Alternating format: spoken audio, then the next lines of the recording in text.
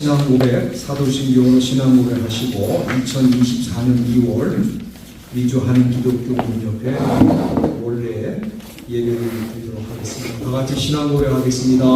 전능하사 천지를 만드신 하나님 아버지를 감사하며 그 외아들 우리 주 예수 그리스도를 감사하오니 이는 성령으로 인하사 동정녀 마리아에게 하시고 본디오 빌라도에게 고난을 받으사 십자가에 못 박혀 주시고 감사한 지 사흘 만에 죽음을 가운데서 다시 살아나시니 하늘에 오르사 전능하신 하나님 우편에 앉아 계시다가 저희로서 사한 자와 죽은 자를 심판하러 오시리라. 성령을 이사오며 거룩한 동료와 성도가 서로 교통하는 것과 죄를 사하여 주시는 것과 몸이 다시 한 것과 영원히 산 것을 이사오나이다. 아멘. 찬송 492장 나의 영원하신 비요 나의 영원하신 비요 생명보다 귀하다. 나의 갈 길 가가도록 나와 동행하소서. 주께로 가까이 주께로 가오니 나의 갈 길 가가도록 나와 동행하소서. 세상 부귀 아니함과 모든 영예 버리고 험한 길을 가는 동안 나와 동행하소서.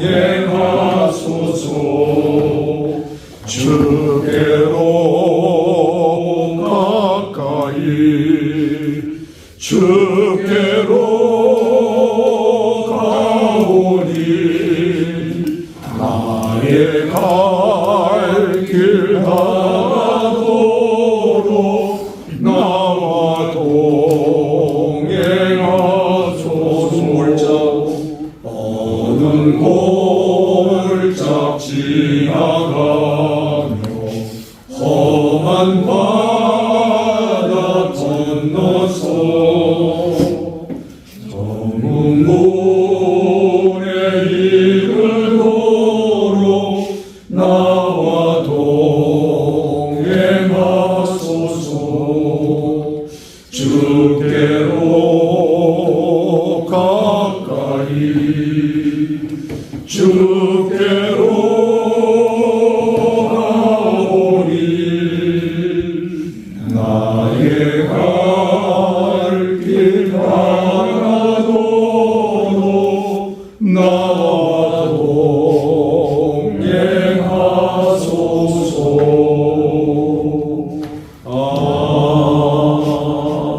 아멘.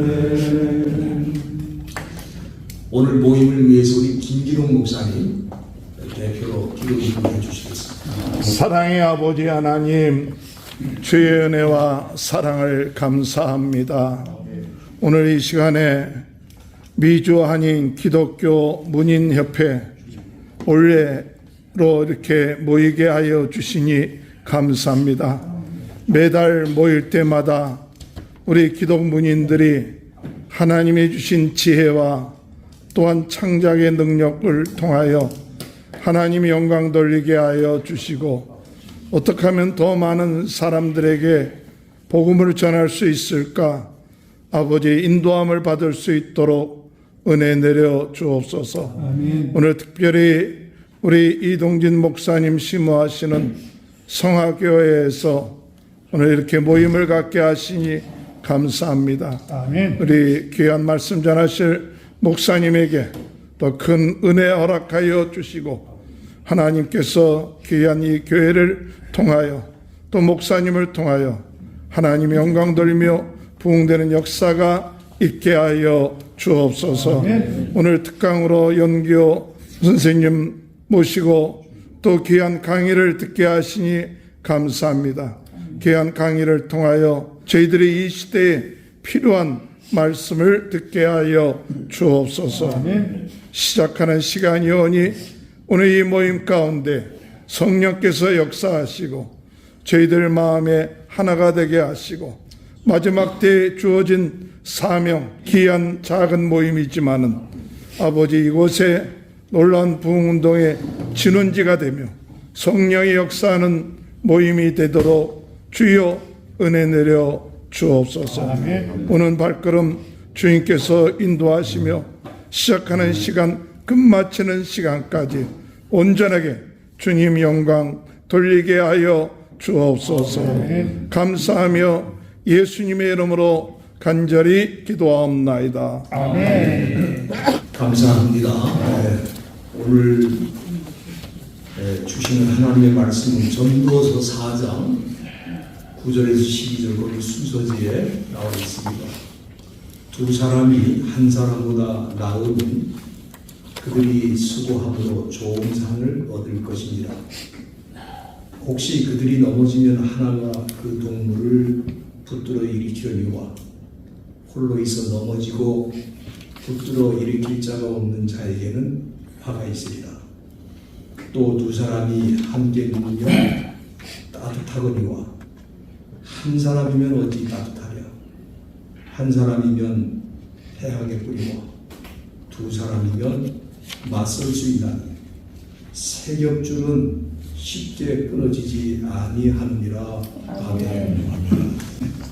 우리 문인협회는 꼭 세상 다른 문인협회하고 달리 일부 예배를 통해서 말씀을 묵상하고 우리의 삶을 하나님 앞에 드리고 우리의 문학을 통해서 하나님의 영광을 드러내겠습니다 하는 그런 헌신의 마음으로 예배를 드리는데 저희 협회가 금년에는 찾아가는 문인협회로 이렇게 생각을 하고 쭉 LA에서 모였는데 이제는 지역을 찾아가는데 오늘은 특별히 이쪽 지역에 우리 이동진 목사님 섬기시는 이 성화교회에 우리가 방문하고 같이 모임을 하게 됐는데 우리 이동진 목사님은 사실은 문인으로서 시도 쓰시는 분이시고 또 신문사에서도 일하셨고 또 방송에서도 진행자로 이렇게 일을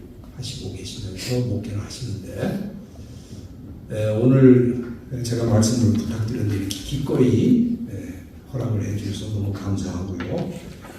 오늘 쓸모있는 문학이라는 제목으로 말씀을 증거하실 때 우리 시간을 꼭 지키거든요. 그래서 11시에 예배 다 끝나야 되니까 감안하셔서 말씀을 해주시기 바랍니다. 우리 박수로 한번 환영해 드리겠습니다. 네, 반갑습니다. 이동진 목사입니다. 걱정 안 하셔도 되는 게 제가 설교 시작이나 뭐 설교 내용은 별로인데 끝나는 건 정확하게 지켜야 됩니다. 그렇게 훈련을 받았습니다. 81년도에 방송국에 들어가서 처음 배운 것이 끝나는 시간. 다음 프로그램 진행돼야 되는데 거기 차지하고 있으면 안 되거든요. 그래서 15 정확하게 하기 위해서는 매 시간 59분 35초에 말을 끝내야 그 다음에 시호가 나오거든요. 오늘 한심한 시고 10분 동안 편히 있는 계시다가 들으시면 되겠습니다. 우리 박 목사님이 한 20여 년 전에 처음 된 것 같아요. 근데 뜬금없이 지난주 전화 오셔가지고 장소를 여기 없으면 어떨까 해서 뭐 좋습니다.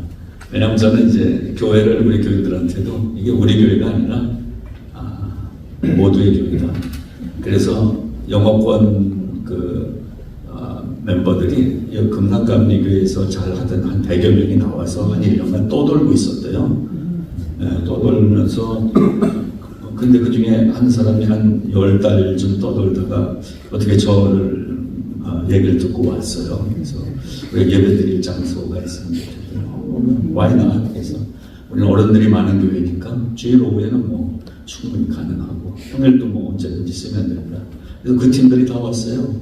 와서 지금 오후 2시에는 영어 예배가 한 1년 떠돌면서 100여 명이 나와가지고 한 30명 남아있더라고요. 근데 여기서 다시 모이기 시작하니까 요새 다시 젊은이들이 막 부흥하니까 우리 권사님들 장로들도 아이들이 눈에 보이니까 너무 좋아하시고 그런 마음입니다. 그래서 우리 옆에 모임 좋습니다 했더니 그 다음에 혹이 붙어있는지 몰라서 설교해 주셔야 됩니다. 그래서 혹으로부터 설교 10분입니다. 그래서 알겠습니다. 그냥 그렇게 했습니다. 개인적으로 제가 지금 오전에 신방인도 하나 있는데 마치고 조금 갔다가 하여튼 여기 마치기 전에 돌아오도록 하겠습니다. 어젯밤에 저희 둘째가 이제 아기를 낳아서 4번째 손주가 생겼어요. 그래서 아직 어젯밤에 갔는데 면회 안 돼서 못 보고 병원 신방도 갔다 오고 좋은 날이 있어서 기분 좋으니까 설교 짧게 하려고 믿어주십니다. 예. 자, 오늘 이 전도서 말씀은 우리가 잘 아는 말씀이죠. 두 사람이 한 사람보다 낫다. 성경인데 윤리적으로도 도덕적으로도 너무 유익한 말씀이죠. 근데 제가 제목을 쓸모 있는 문학 이렇게 정했습니다. 여러분 문학이 쓸모가 있으십니까? 많지요. 다 문학. 아니 실제적으로 먹고 사는데 뭐 도움이 됩니까? 그거는 각자의 생각하기에 달리지요. 저는 국문학을 했거든요. 근데 졸업하고 뭐 먹고 살지 했는데 제대하면서 하자마자 이제 숭실중고등학교에 이제 국어 선생님이 됐어요. 어떻게? 그래서 이따가 이제 한 1년 반 있다 방송국을 옮겨갔는데 물론 뭐 선생하고 또 뭐 문학으로도 할 수 있는 일이 많고 또 특별히 필력이 좋으면 소설도 많이 팔리고 그래서 그걸로도 충분히 먹고 살 수도 있는 사람이 있지만 대부분 문학은 예로부터 우리가 알기에 가능한 거, 배고픈 거라고 들어왔습니다. 자, 근데 오늘 저는 이 모임을 생각하면서 여러 모임들이 있죠. 우리 교회도 사모님들이 몇 분 나오시는데 문인협회에 이렇게 가입들 해서들 활동하시더라고요. 그래서 저는 여기 모임에도 있나 했더니 여기 모임에는 안 계신 것 같아요. 아마. 어쨌든 어떤 모임이든 문인들의 모임이 있는데 어떤 모임이든지 교회나 아니면 자기 개인적으로나 가장 안 좋은 게 자기 비하인 것 같아요. 에휴 글이나 써가지고 뭘 하겠나 이러면서도 문인협회에 있는 사람들도 가끔 제 만나거든요. 글이나 써가지고 그러나 오늘 이 말씀을 보면서 우리는 특별한 걸 발견하게 됩니다. 세상 물질 가운데 쓸모없는 게 있을까요? 쓸모없는 거. 우리는 쓸모없는 사람에게도 그걸 욕으로 해요. 저는 쓸모없는 놈 같으리라. 가장 나쁜 욕이라고 생각이 됩니다. 하나님 만드신 창조물이 쓸모없는 것은 하나도 없고 쓸모없는 사람은 하나도 없는 줄로 믿습니다. 그래서 쓸모라는 말을 제가 찾아봤어요. 쓸모가 뭐지? 했더니 가치라는 뜻이 있더라고요. 그럴 가치가 있다. 여러분 그릇이 아무것도 안 담겨 있으면 쓸모가 있나요? 뭐 귀걸이도 또 금목걸이도 거기 좀 이렇게 보석도 담겨 있어야 좋은 거 아니에요? 근데 그릇은 비어 있어야 쓸모가 있다는 거죠. 그렇습니다. 우리가 뭘 가졌기 때문에 쓸모 있는 사람이 아니라 비어 있기 때문에 우리의 마음을 주님 안에서 다 비운 것이 그리스도인이잖아요. 다 비웠기 때문에 예수를 믿으면 쓸모 있는 사람이 된다라고 생각을 하게 됩니다. 동양 철학에서도 노자가 이 쓸모 있는 삶에 대해서 얘기한 게 있더라고요. 당무유용 사자 성어를 만들었어요. 당무유용, 마땅히 없는 아무것도 없는 그것을 있게 하는 사용 이런 뜻이에요. 그러니까 노자가 이 기독교의 진리를 알고 있었던 것 같아요. 별 쓸모 없는데 사용이 되는 거예요. 우리가 예수를 믿는 사람으로서 가장 기본은 하나님 앞에서 내가 쓸모없는 자였다는 것을 고백하는 거죠. 쓸모가 없는 우리들을 보혈로 씻어주시고 십자가의 은혜를 주셔서 쓸모있게 사용하시는 거죠. 그래서 나는 아무 가치도 없다라고 생각하는 그 자리에서 예수를 만남으로 말미암아 쓸모있는 나의 가치를 발견하게 되는 것이 구원의 은혜가 아니겠는가 생각을 하는 것입니다. 우리가 목회자로서 설교를 하고 또 교회 장로로서 또 권사로서 직분자로서 리더가 됩니다. 그러면서 교회에 뭔가 쓸모있는 일을 하려고 합니다. 근데 저는 그렇게 생각이 되더라고요. 내가 가진 무엇으로 교회를 하려고 섬기려고 하면 늘 불만이 생기고 불평이 생기고 어려움이 찾아오더라. 근데 나는 정말 할 줄 아는 게 없어요. 이런 분들이 교회를 세워가시더라. 은퇴한 목사님들이 우리 여러 분 계세요. 근데 그 중에 75된 목사님이 계신데 하와이에 가서 13년을 개척해서 목회를 잘 하시고 부임자에게 넘기시고 오신 게 LA에 자녀가 이 토렌스 쪽에 있어서 이쪽으로 이사 오셨어요. 그래서 몇몇 교회를 이렇게 다니셨나 봐요. 그러다가 이제 우리 교회를 오셨는데 음악을 하신 분이에요. 연대 성악과를 나오시고 사모님은 이대 피아노과를 나오시고 근데 이제 은퇴하고 이러니까 어디서도 반기질 않는 거예요. 교회 가도 긴장해서 보더라는 거예요. 목사가 오니까. 근데 이분은 그냥 섬기고 싶고 이제는 목회 다녀를 놓고 좀 편안하게 예배를 드리고 싶은데 근데 우리 교회 오셨는데 우리 저희 뭐 오시는 대로 편하게 하니까 근데 이분이 언제부터 한 4달, 5달쯤 전부터 토요일 뭐 매일 새벽기도 나오시는데 토요일에는 끝나고 우리 젊은 몇 분이 교회 청소를 이렇게 하는데 정말 목사하면서 해보고 싶은 게 있었대요. 교회 청소를 못해만. 그래서 요즘도 이 본당 청소는 그분이 농담으로 내 나와버리니까 여기 근접하지만 본인이 다 하고 오늘도 청소하고 가셨어요. 여러분 나이가 우리를 쓸모없게 만들까요? 우리를 쓸모없게 만드는 것은 나의 가치 기준이 무너질 때입니다. 우리가 쓸모 있는 사람이라고 성경은 말씀해 주고 계시는데 특별히 나의 연약함이 다른 사람에게 힘이 된다는 사실을 공동체 안에서 배우게 하는 게 교회죠. 그래서 우리는 공동체라고 부릅니다. 사랑 공동체, 신앙 공동체, 믿음 공동체. 공동체는 바로 여기 있는 이 말씀입니다. 두 사람이 되는 것입니다. 혼자 유아 독존이 아닌 것입니다. 서로가 서로를. 그래서 이런 문인협회라든가 또 뭐 미술하는 분들 그 모임 갖고 이렇게 이민생활 중에 이렇게 모임을 갖는 것은 참 귀한 일이라고 생각합니다. 함께 할 수 있는 일들을 서로 나누고 또 나의 속에 있는 재능들을 또 칭찬해주고 그리고 나의 부족함을 서로 얘기 나누면서 배우고 하는 이것이 바로 두 사람이 한 사람보다 나은 삶을 가르쳐 주는 거죠. 문학은 돈 벌기에는 쓸모가 없는 거 많더라고요. 미국 와서 절실하게 깨달았어요. 국문과 나와가지고 이민을 한 게 아니었어요. 엔지니어를 하다 왔어요. 자동차 정비라도 하고 왔는데 그래서 뭐 하지 이제 이런 시간들이 있었습니다. 근데요 하나님이 그 문학을 사용하시더라고요. 저는 설교할 때 문학에서 배운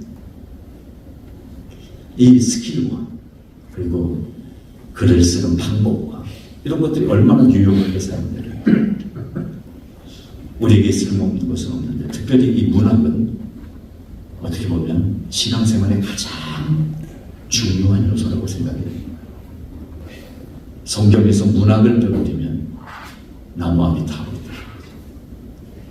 나무아미 타불은 문학이 아니잖아요. 주문이지.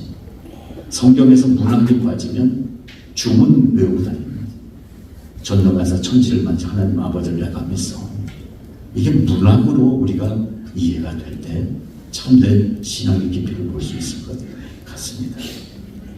그래서 헨리 나우에는 자기는 공부를 잘해서 하버드 대학 교수도 하고 그랬지만 마지막에 어려운 사람들에게 정신 파괴하고 이런 사람들이 가서 섬기다가 인생을 살고 있죠.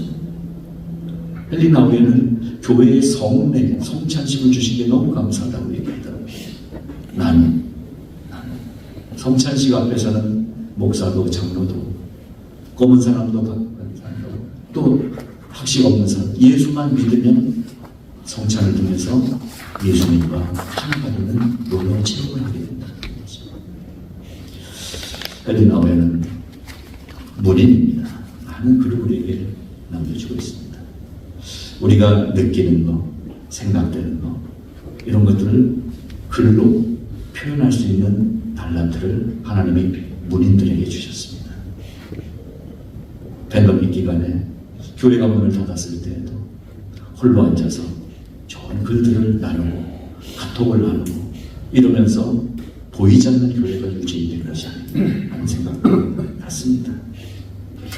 문인 협회를 통해서 우리가 둘이 됐다. 서로의 이 마음이 나눠지는 관계가 됐다. 그래서 이 관계 속에서 내가 느끼는 것을 함께 느껴주고 저분이 느끼는 것을 함께 느끼면서 아름다운 성경과도 같은 이야기를 계속 써내려가는 문인협회가 되시기를 축복합니다. 네. 이 문학이 하나님이 주신 가장 쓸모있는 신앙의 도구라는 사실을 다시 한번 함께 확인합니다. 기도하겠습니다. 하나님 아버지 감사합니다. 문인들이 그리스도의 사랑 안에서 모였습니다. 하나님께서 이 모임 가운데 함께하여 주시옵시고 은혜 위에 은혜를 더하여 주시옵소서. 상막하고 메마른 이 세상 가운데 문학의 아름다움을 통하여 사람들의 마음을 만질 수 있게 해 주시옵시고 저희들이 함께하는 이 일을 통하여 참담한 현실 앞에 살아있는 사람들이 진정한 생명으로 살 수 있는 다리의 역할을 잘 감당하는 이 모임이 되게 하여 주시옵소서. 감사드리며 예수님 이름으로 기도드리옵나이다.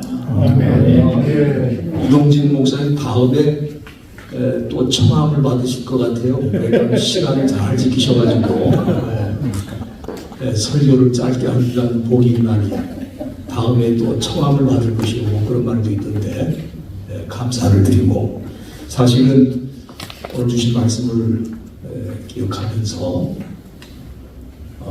우리 하나님은 참 예수를 믿는 사람에 대해서는 한 사람으로 끝나는 게 아닌 것 같아요. 일당백이라고 그러지 않았습니까? 그죠? 그러니까 여기 지금 뭐 한 10분 정도 11분 정도 모였는데 사실은 일당백이니까 1100명 이상 모이시는 거고 또 문인들은 일당백이 아니죠. 일당 1000이 될 수도 있고 일당 만이 될 수도 있기 때문에 쓸모있는 분들이고 그런 의미에서 우리 목사님 말씀 주신 걸로 생각이 됩니다.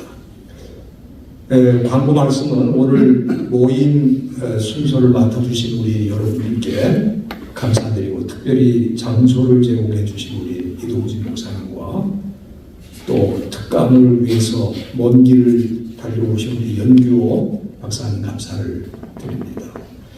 그리고 우리 참석자들은 회비 20불을 다 내주시면 좋겠습니다. 우리 저 뒤에 쉘비 총무님 한번 일어나실래요? 네, 우리 쉘비 총무님이 수고해 주시면 너무 감사하겠습니다. 네, 그리고 우리가 크리스천 문학 제35집 원고를 모집하고 있고 우리 1년에 한 번씩 우리 협회에서 문학지를 내는데 금년에 5월 말까지 원고를 마감해서 가을에 출판을 하도록 그렇게 하겠습니다. 그리고 오늘 특강이 있은 다음에는 우리 협회 회원 중에 한 분인 카라리 시인의 시 엄마의 별과 또 김종용 시인의 수국은 별이 되고 우리 감상을 하도록 그렇게 하겠습니다.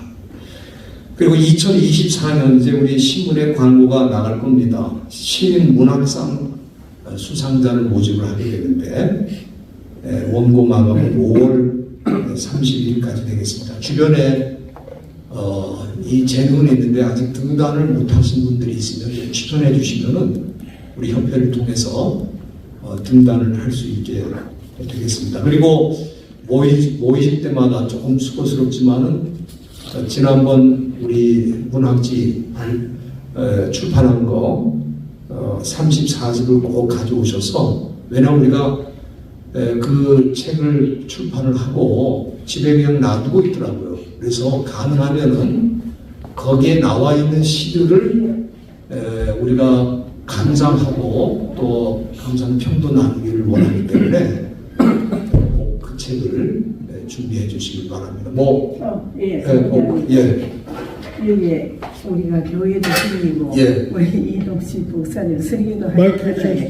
그래서 예. 그래서 저희가 제 시집을 선물로 드리려고 저기 가져왔거든요. 이도 같이 네.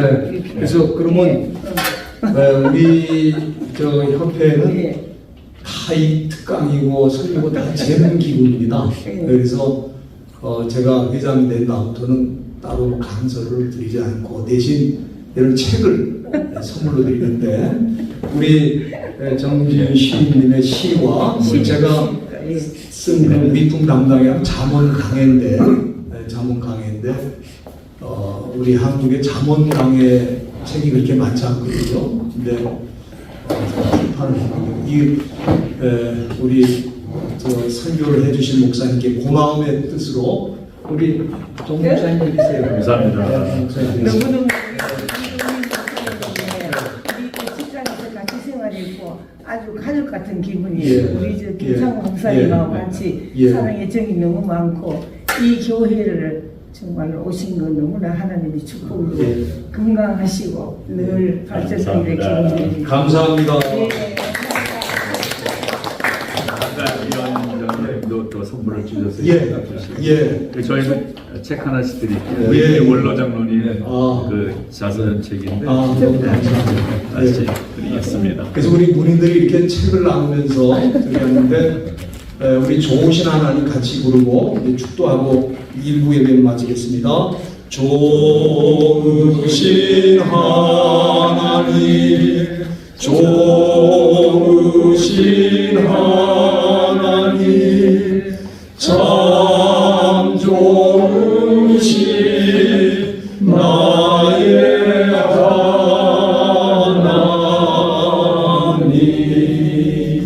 기도하겠습니다. 이제는 우리 구주 예수 그리스도의 은혜와 우리 아버지 하나님의 크신 사랑과 성령님의 역사하심이 우리 남은 생에 하나님이 쓰시는 쓸모있는 사람이 되어서 온전히 주님 앞에 헌신하고 내 주변의 많은 사람들을 영적으로 살려내기를 소원하는 우리 무림협회 모든 회원들 심령과 가정과 섬기는 교회 위에 또 그 자녀들 위해 이제부터 영원까지 함께 있을지어다. 아멘. 감사합니다. 우리 하나님께 감사의 박수. 잠깐 연규호 선생님 그 소개를 좀 드리도록 하겠습니다. 우리 아시는 분도 아시겠습니다만은 우리 연 선생님은 연세대 의대를 졸업하시고 미국 뉴저지에 또 그리고 오하이오 또 캘리포니아에서 병원을 수련을 하셨고 내과 전문의 겸 또 신경과 전문의로서 수고를 많이 하시다가 등단을 하셨습니다. 소설가로 등단을 하셨는데 그 이후로 소설 12편을 쓰시고 소설집을 5권이나 내신 아주 귀한 문학가이시기도 한데 사실 과학과 문학이라는 것은 연결고리가 없는 것 같은데 오늘 우리 연 박사님 강의를 들으면 이 과학과 문학이 아주 깊이 연결되어 있다는 것을 깨우치게 되고 그리고 이 과학적 사고가 어떻게 이 문학에 영향을 끼치는가 하는 것도 오늘 말씀해 주실 것 같습니다. 그래서 제가 미리 그 전에 강의했던 내용을 카톡으로 해서 동영상으로 보내드렸는데 아마 보시고 오신 분들이 많으실 것 같습니다. 그리고 아주 흥미있는 주제이기 때문에 우리 강의를 마친 다음에 조금 질문이 있으면 질문하실 수 있는 기회도 드리도록 하겠습니다. 우리 연 박사님 나오실 때 아까도 박수했습니다만 더 뜨겁게 한번 박수해 주시기 바랍니다. 안녕하십니까. 초청해 주셔서 정말 감사하고요. 11시에 제가 주시는데 보니까 제가 한 40분 정도 해야 되겠네 보니까요.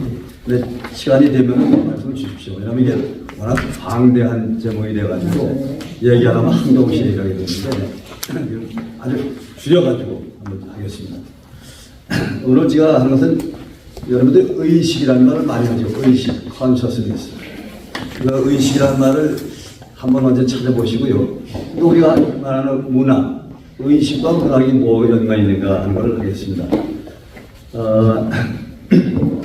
여러분들이 이 주보에 보니까 별의 뭐라 그래야죠? 그 제목이 뭐냐?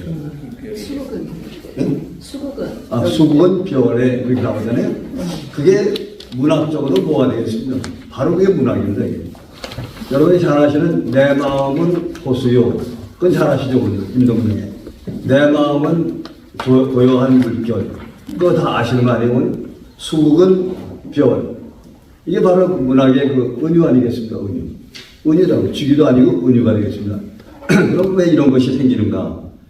여러분들이 보시면 사과라고 하는 거 있죠, 사과. 빨간 사과를 보시면은, 눈을 보시면 이게 우리한테 보이죠, 이게. 그러면 이거 어디서 보는 겁니까, 이 눈은? 사과를. 이 눈에서? 어림없는 얘기죠. 뇌에서 보는 것이죠, 뇌에서. 뇌 어디서 보느냐, 이런 얘기가. 그러면 제가 드린 프린트를 보시면, 두 번째 프린트에 보시면은 뇌에 대한 그림이 좀 있습니다. 잠깐 보시면은, 사람의 뇌는 이렇게 막말해서 보면 이 두개골, 해골이죠. 해골이 되어 있고 그 속에 뭐가 들어가냐면 중추신경이 들어있고 중추신경. 그리고 우리가 보는 눈이나 이런 거는 말초신경이죠. 옛날에 생물 시간에 배우던 거죠.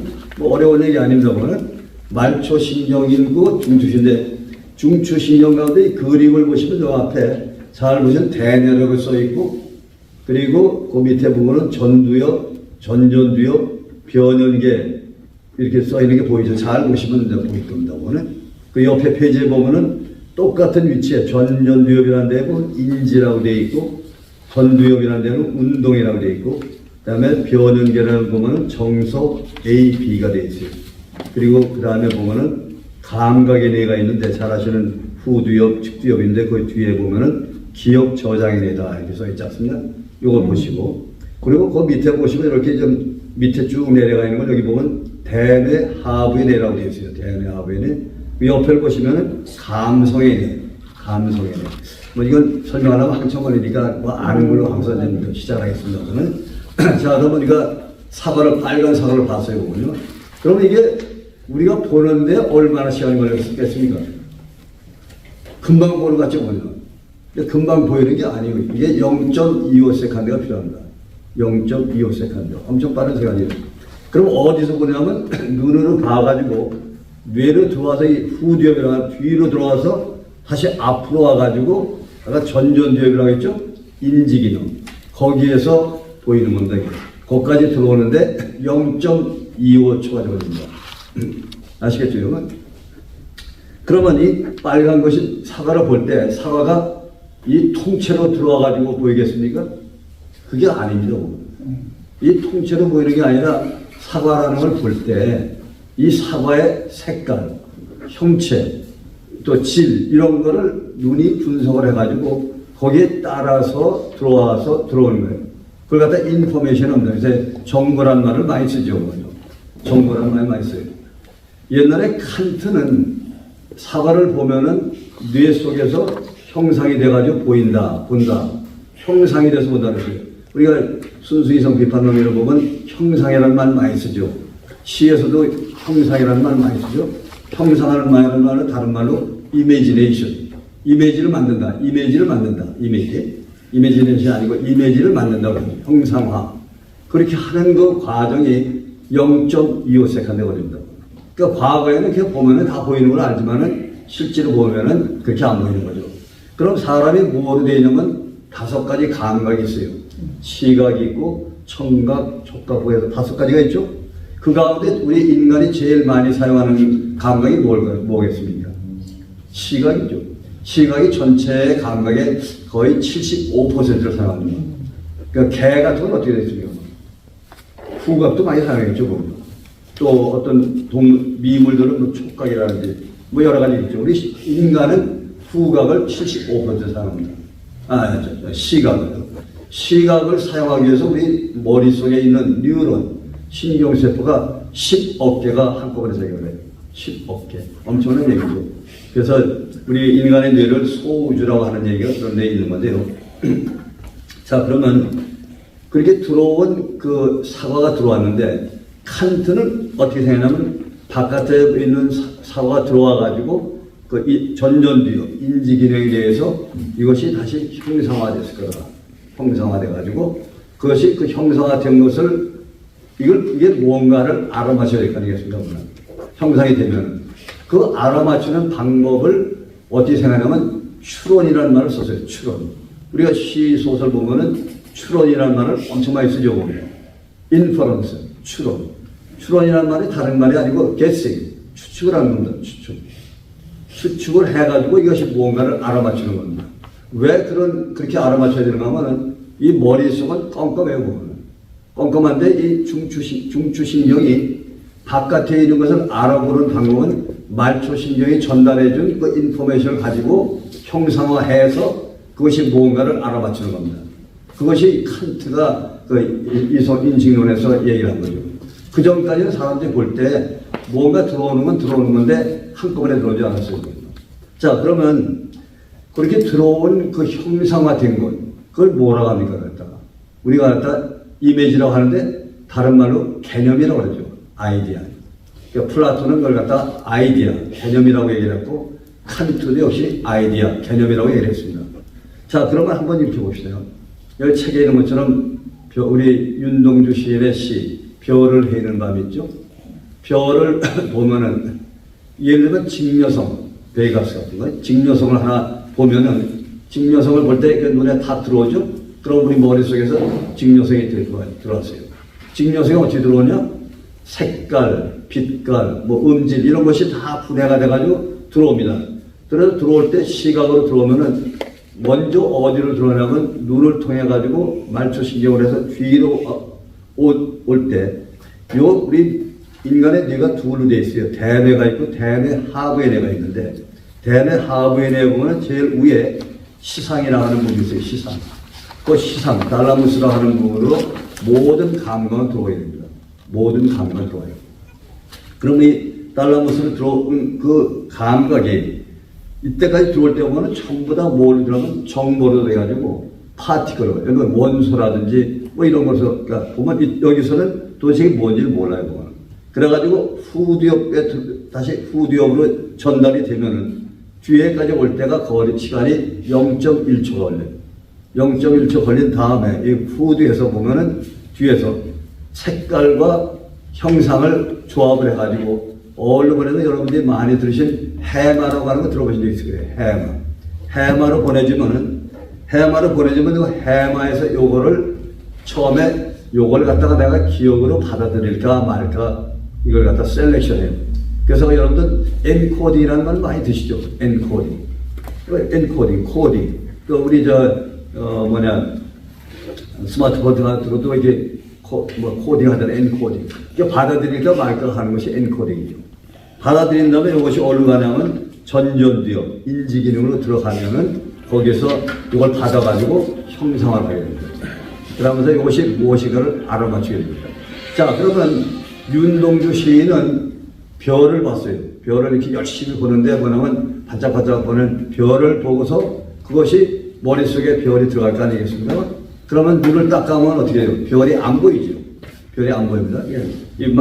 말초신경이 막혔으니까. 그러나 얼마 후에 다시 눈을 감든지 뜨든지 하고서 이렇게 하면은 별이 다시 떠오른다고요. 그걸 뭐라면 기억이 떠오른다고 그러죠. 그걸 리트리에발, 기억이 나오는 것, 회생하는 것. 리트리에발이 되전에 들어오면 별이 떠오르면 별이 떠오르구나 하고 보는데 보통 사람의 우리 뇌의 80%는 그걸로 끝이야 되게. 그것까지 끝인데 그러나 그 별을 자꾸 보고 생각하다 보면 어느 순간에 그 별이 뭘로 변하는가 하면은 만주 간도 지방에서 자기 공부하던 옛날 시절, 그 학교의 시절일 때 국민학교 다닐 때 코올리던 그 여자친구들, 옥이라든지 뭐 순이라든지 그런 애들의 얼굴이 떠오르는 거예요. 별을 봤는데 별이 나중에 뭘 바뀌냐? 옥이 얼굴 바뀌었어요. 자, 이거 우리 문학에 많이 쓰는 거 아니에요? 문학 많이 쓰는 거예요, 이게. 근데 옛날에는 그것이 그걸 어떻게 하냐면 별이 옥이 얼굴로 보이는 걸 상상이라고 했습니다. 상상, 이미지네이션, 상상. 자, 그럼 또 한 가지, 우리 저기 유명한 정기용 시인이 고향이라고 하는 것을 있지 않습니까? 고향이라고 하는 것은 어떤 형체가 없는 거 아니에요? 뭔? 형체가 없는 것도 우리가 볼 수가 있는 거예요. 보든지 듣든지. 고향이라는 걸 누가 말하기를 내 고향은 어디요 하고 얘기를 할 때 보면 고향이라는 단어가 들어올 거 아니겠어요? 들어오면은 귀를 통해서, 청각을 통해 들어와가지고 똑같은 형상으로 해서 인지기에 오면은 고향이라는 것이 다시 재생이 된다고 보는. 청각적인 재생이죠. 재생이 되면 아, 고향이구나. 그래서 그러면 정지용 시인의 머릿속에는 고향이 뭐냐면 자기가 살던 충청북도 옥천이라는 데죠. 옥천이 있고 아버지가 옛날에 지게지고 또 나가서 일도 하시는 것도 떠오르게 또 기억에 있던 것이 떠오르는 거죠. 기억에 있던 것. 그것이 떠오르는데 그 떠오르는 것이 왜 떠오르냐 이런 얘기예요.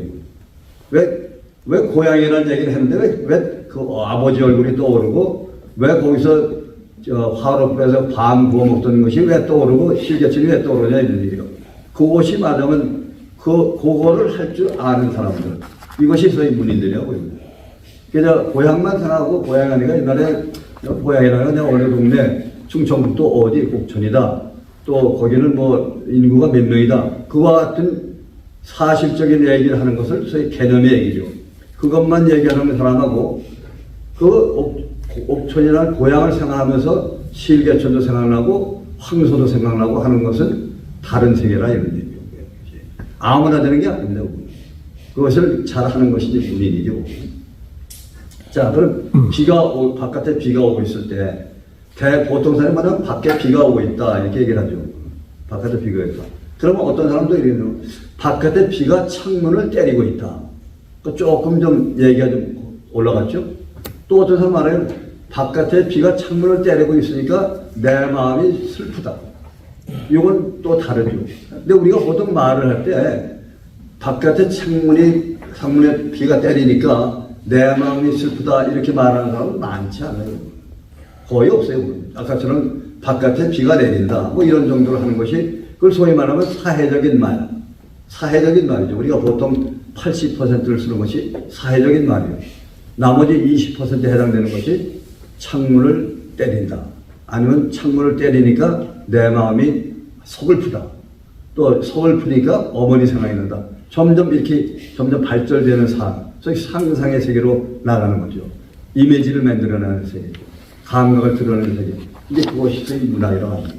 그래서 과거의 문인들이나 이런 데 보면은 개념과 상상 이렇게 해서 얘기를 했어요. 오늘은. 그러나 어느 날 제가 여기 산디에고에 계시는 에델만이라는 사람이 그 의식이라는 책을 쓴 거를 읽어보면서 설명을 들어보면 1차 의식과 고차 의식이라는 게 있어요. 그걸 읽으면서 이 양반이 말씀하시는 것이 바로 문학에 해당되겠다. 그런 것이죠. 그러니까 자, 그러면 이 에델만이라는 사람이 어떻게 1차 의식과 2차, 고차 의식을 구별하는 데가 있나요? 1차 의식, 에델만은 고차 의식이라고 했어요. 고차 의식. 그런데 저는 2차 의식이라고 얘기를 바꿨어요. 1차 의식을 가지고 우리가 인간이 80%의 생활합니다. 우리가 생활하는 것은 1차 의식을 하는데 고차 의식은 그냥 20% 정도 돼요. 많이 안 써요. 그러나 흔히 쓰게 됩니다. 보면. 지금 보시면 여기 보면은 수국의 별, 뭐 이렇게. 그렇게 누가 수국을 볼 때 수국의 별, 수국을 보면서 별이 생각하는 사람은 거의 없다고 봅니다. 수국하면 그냥 뭐 나르시즘이라든지 뭐 이런 얘기하고 수국 예쁘다든지 이런 얘기인데 그게 문인들이 하는 일이죠. 그러니까 그런 사람들이 하니까 돈을 못 벌겠지 뭐 사실은. 자, 그러면 1차 의식이라는 게 뭐가 하면요. 지금처럼 말한 것처럼 사람이 그걸 어디 보시는가 하면요.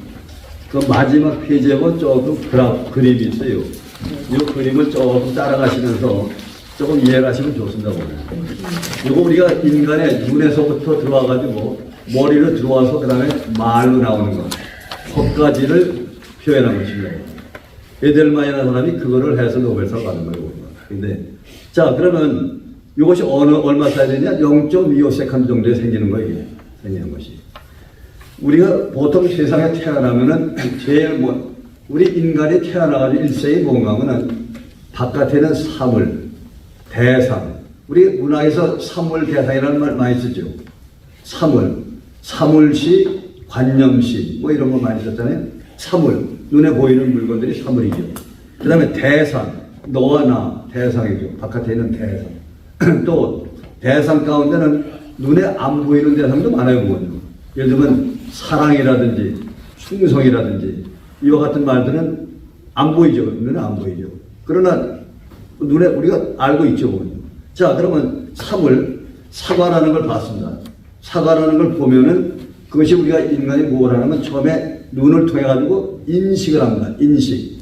그거를 영어를 recognition입니다. recognition. 왜 recognition이고 그 다음에 나오는 인지는 cognition인가? 그것도 한번 찾아보시면 좋은데 왜 recognition, cognition이야? 옛날 사람들이 참 지혜로운 사람들이거든요. 플라톤이라는 사람, 이 엄청난 사람이 가만 보면 말이죠. 거의 2500년 전에 어떻게 그런 생각을 했죠. 칸트가 1780년에 순수이성 비판론 쓴 거 보면 읽어보면은 그때 어떻게 이런 생각을 했을까? 저는 정말 놀래요, 그거는. 놀랐는데 그 놀래기가 아니라 한번 찾아보니까 이렇게 했구나. 일단 인식을 하는데 무엇을 하느냐? 5가지 감각을 합니다. 근데 이걸 갖다 외부 감각이라 그래요. 외부 감각. 근데 우리 보면은 내부 감각도 있어요. 또. 근데 그거는 생략하고 이거 하나 뭐 하다 보니까 외부 감각을 하는 그 감각인데 5감각 가운데 제일 많은 것이 시각이라고 했어요. 자, 시각도 여러분이 보시면은 눈으로 볼 수 있는 것은 보남, 파초, 노주발, 가시광선입니다. 가시광선. 이 광선이 있으면은 광선의 바깥에 적외광선, 자외광선 엄청 많죠. 만약에 그럼 우리 인간이 눈으로 가시광선만 보지 말고 자외광선이나 적외광선도 볼 수 있다고 하면은 얼마나 많은 지식이 생기겠는가? 그렇죠? 얼마나 많은 지식이. 그러니까 예를 들면은 뭐 선지자라든지 무슨 뭐 이런 분들은 아마 우리보다 조금 더 보는 게 더 넓은지도 몰라요. 그 다음에 소리를 봅시다. 주파수. 우리가 가청 주파수 있잖아요. 가청 주파수가 더 많이 볼 수 있으면 얼마나 다르겠습니까? 미각도 마찬가지예요. 이게 보는 미각이 조금만 더 발달되면은 이거 아주 셰프 있죠. 그 조리사들이 엄청난 일을 할 거 아니겠습니까? 자, 그럼 그 감각을 통해 가지고 인식을 합니다. 인식을 할 때 아까 말도 통째로 받아들이는 게 아니라 분석을 해가지고 하나하나 분석이 돼가지고 이것이 어디로 들어가냐면 대뇌 하부의 뇌 시상이란 들어가면은 시상에서는 2가지를 일합니다. 하나는 대뇌로 다 보내주고 하나는 대뇌 하부에서 보내주는데 대뇌 하부의 뇌가 뭐냐면 감정의 세계예요. 감성.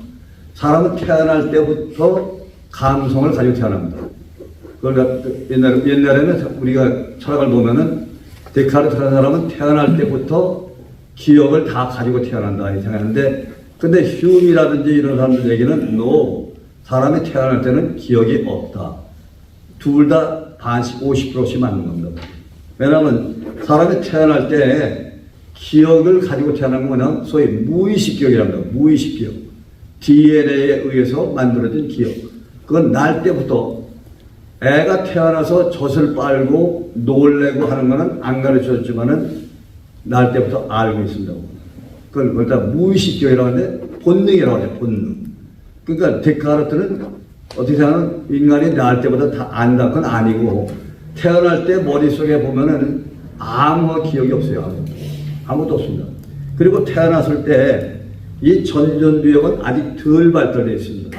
그래서 3살쯤 돼야만 전전두엽이 발달되고 3살이 지난 다음에부터야 그 시냅스라는 말 많이 들었죠. 시냅스라는 것, 시냅스 속에 기억이 들었어요. 그것이 많이 발달합니다. 그래서 대뇌에 있는 신경은 이걸 갖다 의식 기억의 신경이라고 하고 대뇌 하부에 있는 건 무의식 기억의 신경이라고 합니다. 무의식 기억의 신경은 다른 말로 하면 감정이다. 이거 감정. 우리가 공포라든지 또 해피한 감정이라든지 노라는 거, 이거는 누가 가르쳐서 준 게 아니고 태어날 때 그렇게 됐습니다. 여러분들이 면역이라고 했죠. 면역 관계. 면역도 비슷한 관계예요. 누가 가르쳐준 게 아니라 낳을 때부터 엔티바디가 생기는 걸 갖다 누가 가르쳐줬냐. 그걸 갖다가 두 가지를 말할 수 있어요. 예를 들면 진화론자는 낳을 때부터 이렇게 진화가 된 거다. 또 우리 교회 다니는 우리는 창조론자는 아니다. 하나님이 창조하신 거다. 어느 쪽을 말하든 간에 프레임에 쌓여있기 때문에 다 맞을 수가 있어요. 그러니까 우리가 기독교 신자로서는 아니다. 하나님이 만들어주신다. 그렇게 믿고 나가시면 그거 틀림없는 겁니다. 싸울 필요가 없어요. 자, 그러면 대뇌로 들어오면 어디로 들어오는가 하면은 대뇌 앞에 있는 걸 전두배라고 운동하는 거고 뒤에 있는 것을 감각의 뇌, 뭐 두정엽, 후두엽, 측두엽 여러 번 들어보셨죠? 이건 전부 다 감각신경이에요. 감각신경. 감각신경을 뭐라는 거면 받아들인 거를 그대로 전달해 주는 거예요. 그대로 전달해 주는 거예요. 그러니까 눈에서 받아가지고 감각신경이 들어왔어요. 들어온 다음에 여기서 어디로 보내주냐면은 전전적으로 보내주는 거죠. 그럼 전전적은 운동신경이에요. 운동신경은 뭘 하는가 하면 매니지먼트를 하는 것이 운동신경이에요. 그래가지고 변형을 시키는데, 그러면 이렇게 감각신경이 아까 본 거를 갖다가 시간에 따라서 전전적으로 들어오면은 그때 형상이 만들어진다고. 만들어보면은 밖에서 있는 사과하고 뇌에서 있는 사과하고 거의 100% 똑같아요. 만일에 망막이 좀 잘못되어 있으면은 찌그러져 보이겠죠. 정상적인 경우를 말하는 거예요. 그러니까 제가 본 사과하고 목사님들이 본 사과하고 똑같아요. 다를 수가 없어요. 많이 똑같은데 다르다고 하면은 약간 크레이지한 사람이에요. 왜 그렇게 똑같이 됐냐 이러네요. 왜 똑같이 됐냐. 한번 생각해 보신 적 있나요? 왜 똑같이 됐냐. 그건 뭐냐면 감각신경이라고 하는 것이 와서 만들었기 때문에. 자, 감각신경, 우리가 즐거움을 느끼는 것은 감각신경입니다. 밥을 먹을 때 미각, 그러니까 애인이 만들어줄 때 감각, 기분이 좋잖아요. 먼저 촉각이죠. 촉각. 또 성욕이라든지 이런 것들이 전부 다 감각신경입니다. 그래서 문학을 할 때는 항상 감각신경을 돋구어주는 그런 글이 써져야지 사람이 감동을 받고 즐거움을 느끼는 겁니다. 그러니까 밋밋한 글로 다 썼을 때는 즐거움이 없어요. 근데 보면은 메밀꽃 피는 것 같이 보면은 밖을 보니 메밀꽃이 피어 있는 것이 마치 눈이 한참 내린 것처럼 보인다 할 때 보면 시각적으로 눈 내리게 눈에 보이잖아. 떠오르잖아. 그때 즐거움을 느끼는 거죠. 그래, 맞아. 내가 옛날에 벚꽃을 봐도 그렇지 하고 즐거움을 느끼는 것이죠. 그것이 이제 우리가 문학을 하는 이유는 뭔가 하면 감각신경을 갖다가 불러들이는 일이에요. 그러면 자, 인지기능에서 보면은 이제 형상을 만들었어요. 이렇게 만드는 다음에 이 대뇌 속에 보면요, 껌껌한 속에가 이게 뭔지 모를까요? 그럼 어떻게 알아맞추냐 이게 사과냐 뭔가를 어떻게 알아맞추냐? 알아맞추는 방법은 이미 뇌 속에 저장되어 있는 것을 꺼내가지고 그거를 비교해요. 그러니까 추측을 하는데 어떻게 추측을 하면 이게 사과로구나 하고, 그러니까 처음에 태어난 처음에 들어오는 기억은 모르죠. 그러니까 들어온 걸 갖다가 요거를 어머니나 누가 말하기를 요것이 사과다 하면은 사과로다가 이제 기억이 되는 거예요. 만약 처음에 사과를 봤는데 잘못해가지고 이것이 귤이다 하고 머릿속에 집어넣으면 항상 귤로 보는 거예요. 그걸 교정하는 데 시간이 많이 걸려요, 사실. 그러니까 사람이 어디에 태어났는가, 누가 부모인가, 뭐 하는 건 굉장히 중요한다고. 왜냐면 태어나서부터 죽을 때까지 항상 물건을 보고 듣고 해가지고 머릿속에 기억을 만들고 그 기억을 이용을 하고 하다가 그 다음에 죽는 거거든요. 근데 이용을 할지 모르는 것이 뭐냐? 치매가 아니에요. 나중에. 치매가 되는 거예요. 신경이. 그러면 자, 여기까지 그 인지기능이라는 문제까지 들어왔습니다. 들어와가지고 형상을 만들었는데 그 모양을 보고서는 머리가 어떻게 생각하면 요것이 보면 그 전에 보았던 사과하고 비슷하다. 사과라는 의미구나. 그래서 이거를 그 감각에 대해 저장되어 있는 데다가 얘기를 해가지고 그 사과를 끌어옵니다. 끌어오면은 노란 사과가 끌어올 거예요. 예를 들면 노란 사과. 그러면 보고서는 빨간 사과, 노란 사과 같은 형태인데 이거 사과야, 사과. 하고서 그러니까 이거 사과라고 맞춥니다. 그리고 난 다음에 그 사과라고 맞춘 걸 어떻게 하느냐. 이걸 운동기능으로다가 한번 한 입 먹을까 하고서 한 입을 먹고 버리죠. 그리고 머릿속에 어떻게 되냐면 그 노란 사과가 다시 저장이 됩니다. 그렇게 기억을 갖다 소위 기억이랍니다. 기억. 그런 기억이 나서부터 죽을 때까지 들어왔다 나오고 기억하고 잃어버리고 하면서 평생을 이렇게 하는 겁니다. 오늘. 자, 그러면 이렇게 사과라고 하는 것이 들어왔는데 그렇게 들어온 것을 형상화된 것을 무엇이라고 얘기하면 기억이라고 얘기하고 이제 옛날 흉이라든지 이런 사람들은 어떻게 하면 그걸 경험이라고 얘기했어요. 경험론 하는 것이 소위 말하면 이런 겁니다. 경험론이라는 게. 자, 경험이든 하여튼 뭐든 이걸 통일하기를 기억으로 통일합니다. 메모리. 기억으로 통일했는데 그렇게 만들어진 사과라고 하는 그 기억은 내 머릿속에는 이건 아주 절대 불변한 진리예요. 이게. 사과는. 우리 머릿속에는 진리요. 비록 이걸 갖다 잘못 기억을 해서 멜론이라고 했다가 해도 머릿속에는 진리요. 변함이 없는 거예요. 근데 대개는 진리로 그대로 갑니다. 변함이 없는 겁니다. 그러면 요렇게 알아맞추는 것을 갖다 추론이랍니다. 추론을 보면은 다시 또 여러 개의 기억을 또 모으고 같은 것을 노란 사과, 빨간 사과, 분홍 사과 해가지고 하나로 모이면은 사과에 대한 기억이 많이 생기죠. 그런 걸 갖다 소위 말하면 개념의 범주화 돼가지고 개념이 됩니다. 개념 좀 높은 개념이. 그러니까 사과하면은 노란 것도 있고 파란 것 여러 가지가 다 있고 동그랗다 하는 개념을 갖게 됩니다. 그렇게 해서 여기까지 된 그 개념 거기를 그 칸트는 뭐냐면 이것을 개념을 하자. 왜 개념을 하냐면은 그 플라톤이 그걸 갖다 아이디어라고 했으니까 옛날에. 그래서 개념이라고 얘기를 한 거예요. 그래서 예를 들면 여러분들이 단어 하나하나 있잖아요. 단어 하나하나도 개념에 들어가요. 성경 하면 개념이라고 해요. 성경. 그 개념 속에는 엄청 많은 것이 들어있죠. 인포메이션이죠. 근데 그게 개념이 됐고요. 그 개념이 된 것이 어떤 것은 눈에 보이는, 시각적으로 보이는 개념이 있어요. 사과 같은 건 보이죠. 근데 사랑이라든지 충성이라든지 이런 것들은 안 보이죠. 안 보이죠. 안 보이는 개념을 관념이라고 하죠. 관념. 그 개념, 관념 중에서 특별히 좀 더 하이알키, 좀 높은, 철학적인 높은 것들, 그걸 갖다가 형이상학이라고 하죠. 형이상학. 그래서 그 형이상학, 관념, 개념, 요 세 개는 변하지 않고 어떻게 변할 수 있냐면 그 개념끼리 서로 모아가지고 더 큰 개념이 될 수 있어요.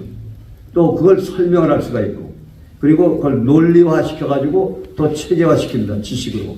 그렇게는 할 수 있어요. 개념을 갖다가. 그래서 요까지는 이걸 갖다가 에델만이 말하기를 요거를 1차 의식이라고 얘기했습니다. 1차 의식. 1차 의식은 인간에게도 있고 동물에게도 있습니다. 동물에게도 1차 의식이 있는데 동물들은 1차 의식, 지금 뭘 보고 듣고 한 것을 다 머릿속에 기억을 하고 다 하긴 하는데 이걸 표현하는 방법이 보통 세 가지 방법이 있습니다. 우리가요. 근육을 통해 가지고, 그 다음에 얼굴의 움직임을 통해서, 그 다음에 중요한 것은 말을 한다. 랭귀지. 인간만이 랭귀지, 말을 한다.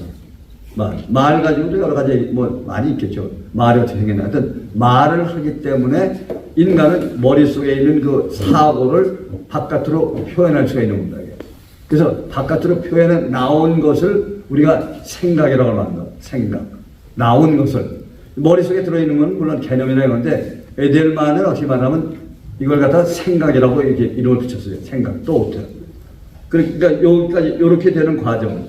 생각으로 나올 때 대개 개념을 가지고 개념을 말로 표현할 때, 또 말하면 글로 표현할 때, 그때 어떤 표현이 되는가 하면 설명하는 것, 또 그걸 논리화시키는 건 할 수 있어요. 논리화시키는 것. 그래가지고 예를 들면 우리가 일상적으로 쓰는 일기 같은 거 있잖아요. 일기 같은 거는 그냥 일상적인 걸 얘기하는 거예요. 그 다음에 논리화되는 것, 사과는 붉은데 이렇게 해서 논리시키는 거, 이것도 할 수 있어요. 그래서 철학하는 플라톤은 논리화하고 이런 것만을 철학에 이용했기 때문에 그러다 보니까 시를 쓰는 사람들 보니까 이 엉뚱한 나라거든요. 보니까요. 그래서 플라톤은 시인들을 추방을 했죠. 왜냐하면 이 말하면 솔직히 말해서 다른 말을 하기 때문에 추방을 해버렸습니다. 그래서 1차 의식만 가지고 하는 것이 과학 같은 거, 그리고 철학이라든지 이런 일반적인 산문 같은 거 이런 것이 들어가는데 이걸 갖다 다른 말로 치면은 알고리즘이라고 그러죠. 알고리즘. 우리 여러분들 아시다시피 컴퓨터를 많이 모으고 해서 그 인포메이션 집어넣으면은 그거에서 나올 때 인공지능에 보면 첫 단계가 머신러닝이라고 하죠. 머신러닝. 들어보시죠. 머신러닝.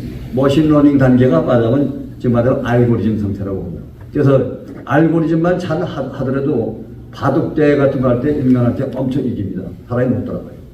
자, 그걸 알고리즘, 여기다 알고리즘이 바로 그런 겁니다. 그런데 가만 보니까 어떤 인간들이 또 있는가 하면은 이 가지고 있는 개념을 가지고 다른 것을 만들더라 이거예요. 자, 그러면 예를 들면은 사과라는 게 있어요. 사과 하나하고 사과 2개, 3개를 놓고 그냥 보통 일반 사람들은 사과로만 보는 거예요. 노란 사과, 빨간 사과 보는데 어떤 사람은 사과를 보면서 갑자기 영감이 떠올라요. 영감이라는 것이 이제 이런 데거든요. 영감이 떠오르면서 말하면 사과에 대한 영감이 떠오르면서 그 많은 사과를 가지고 이번에는 그 사과를 갖다가 비교를 하다 보면은 완전히 다른 것으로 바뀌게 되는 거예요. 그걸 뭐냐면 유추랍니다. 유추. 우리 문학에 보면 유추라는 말 많이 나오죠. 유추라는 게 유비 추론. 비교해서 한 추론. 아까 추론은 귀납법, 연역법 같은 걸 해가지고 하는 거고. 그러면 이렇게 유비 추론, 유추를 해서 할 때는 그걸 통해가지고 상상이 생깁니다. 상상이 생기고 유추를 하다 보니까 어떤 게 생기느냐? 메타포라는 거 있죠. 메타포. 그러니까 지뷰, 운유 이런 것들이 상징 같은 것이 생기는 거예요. 그걸 하다 보니까 어떻게 하면 내 마음에 들어있는 감정을 보여주고 싶어가지고 구체적으로 보여주고 싶어가지고 뭘 자꾸 끄집어내는 행동. 그걸 갖다가 감각적 이미지를 만들어내게 됩니다. 이 3가지가 그렇게 되는 세계에서 나온 거 보면은 사과가 변해가지고 어머니 얼굴이 되고 아까 별을 본 것이 순이의 얼굴이 되고 푸른 하늘을 본 것이 하늘을 봤는데 푸른 하늘 은하수에 돛담배가 떠다니고 여기 그런 동요가 나오잖아요. 그런 세계가 되는 거예요. 이 세계는 과학적인 세계는 아니에요. 아까 처음에 말씀드린 1차 의식의 세계는 과학적이고 객관적이고 추상적이고 그것이 말하면 1차 의식입니다. 근데 이렇게 유추를 해가지고 상상을 하게 되면 생기는 것이 뭐냐면 주관적이 되죠. 내 마음 주관적이 되고 또 하나는 구체적이 되죠. 그리고 감성적이 되고 이와 같이 바뀌는 것이 이게 말하면 2차 의식의 세계가 됩니다. 그래서 2차 의식의 세계가 됐을 때 보면은 이 2차 의식의 세계를 이걸 갖다 2차 의식이라고 해야 될 만한 얘기가 됐어요. 근데 1차 의식의 세계는 어느 세계인가 하면은 공간의 세계입니다. 공간. 칸트가 말하기를 인간은 공간과 시간에서 자유롭다. 많이 들으셨죠? 공간과 시간의 자유. 그 무슨 말인가 하면은 1차 의식의 세계는 공간을 많이 이용합니다. 공간을 많이 이용하는 뭐냐면 시각을 많이 이용하는 거예요. 그래서 기억을 갖다가 저장할 때 어떻게 저장하면은 사진을 찍는 거로 저장합니다. 사진 찍는 거. 그래서 오늘 이 장면을 기억할 때 보면은 요걸 사진 한 장 찍어가지고 요것이 그대로 들어가 있습니다. 그리고 이거 끝난 다음에 또 사진 찍겠죠. 그러니까 대개 보면 사진 한 장 속에 기억이 다 들어간다고. 그러면 그 사진 한 장을 달랑 들고 봤을 때는 어떻게 됩니까? 이건 현재밖에 없는 거예요. 현재. 하나밖에 없는 현재거든요. 자, 그러면 기억을 할 때, 오늘 찍을 때 보면은 1시간 시작할 때 하고 또 끝날 때 중간에 이거 다 쭉 사진으로 다 이렇게 저장을 하잖아요. 시각적인 저장을 해요. 그러면 이걸 저장을 한 것을 우리가 1차 의식이라고 합니다. 그걸 그대로 또 말로 한 것이 1차 의식이 되는데 이것이 2차 의식이 됐으면 이걸 갖다 말로다가 표현할 때 어떻게 되냐면은 요 시간적으로 쌓여있는 그 사진 한 장짜리를 쭉 모아가지고 10장이면 10장을 모아가지고 그 다음에 시간의 순서대로 갖다 나가서 놓은 다음에 보면은 처음에 이런 장면, 뒤에 장면, 이 장면을 이걸 말로다가 스토리텔링을 합니다. 말로 하는 거죠. 그걸 스토리텔링을 합니다. 스토리텔링을 하면은 어떤 일이냐면 서술하는 얘기가 되죠. 서술이 되죠. 1차 의식의 세계에서는 있는 그대로 서술하는 것. 가감이 없이 서술하고 논리는 말만 들 수 있어요. 그렇게 해서 내는 것이 1차 의식이에요. 과학이죠, 과학. 1 플러스 1은 2다. 또 전기는 플러스에서 마이너스 나간다. 뭐 이렇게 서술하는 거죠. 그렇죠? 근데 2차 의식이 되면 어떻게 되냐면은 이 세 가지가 생기는 거죠. 상상을 하게 됩니다. 상상을 하게 되고 그 다음에 뭐냐면 유추를 하기 때문에 비유가 생깁니다. 비교. 직유, 은유, 상징, 뭐 환유, 제유 엄청난 거 많지 않습니까? 그것이 전부 다가 뭐냐면 완전히 바뀐 거죠. 변한 거죠. 그러니까 한 개념이 완전히 다른 거 바뀌었어요. 내 마음이 호수로 바뀌었습니다. 내 마음이라는 걸 갖다가 남들한테 좀 설명을 구체적으로 하려고 하는 게 뭐냐면 내가 한번 마음을 갖다 설명하려고 해도 상대방이 잘 못 알아듣잖아요. 뭐냐. 그러니까 내 마음은 뭐냐? 호수야, 호수. 호수인데 그 호수기 때문에 네가 배를 타고 나한테 와라. 또 내 마음은 뭐야? 촛불이야. 촛불이가 그대 뭐 창가에 촛불을 켜줄게. 또 내 마음은 나그네 나오면 그렇게 나오죠. 그건 김동명이가 한 얘기고 그 다음에 그 시인이 한 거는 같은 마음이죠. 내 마음은 고요한 물결. 그래서 물결이 어떻게 하면 바람이 불면은 그림자 흔들리고 구름이 지나면 그림자 되고 바람이 지나면 흔들리고 또 거기에 또 호수도 백조도 놀고 하는데 뭐 이렇게 표현하는 것이 그게 내 마음이니까 그걸 들으면 아, 네 마음이 그런 거구나. 아주 구체적으로 뭐에 떠오르잖아요. 뭐. 그렇죠. 그러니까 구체적으로 떠오르게 만들어주는 것. 구체적으로 표현해주는 것. 소설이나 시 다 그런데 특별히 시가 더 중요해요. 구체적으로 만드는 것. 이제 그렇게 해주는 것이 이제 문학입니다. 그럼 그렇게 해서 나올 때 그렇게 지금 말하면 감성적인 것도 만들고 할 때 이거를 말로 표현할 때 어떻게 표현하냐 이거예요.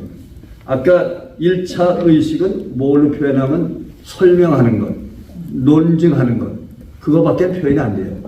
1차 의식은. 근데 2차 의식이 되면은 묘사를 하게 됩니다.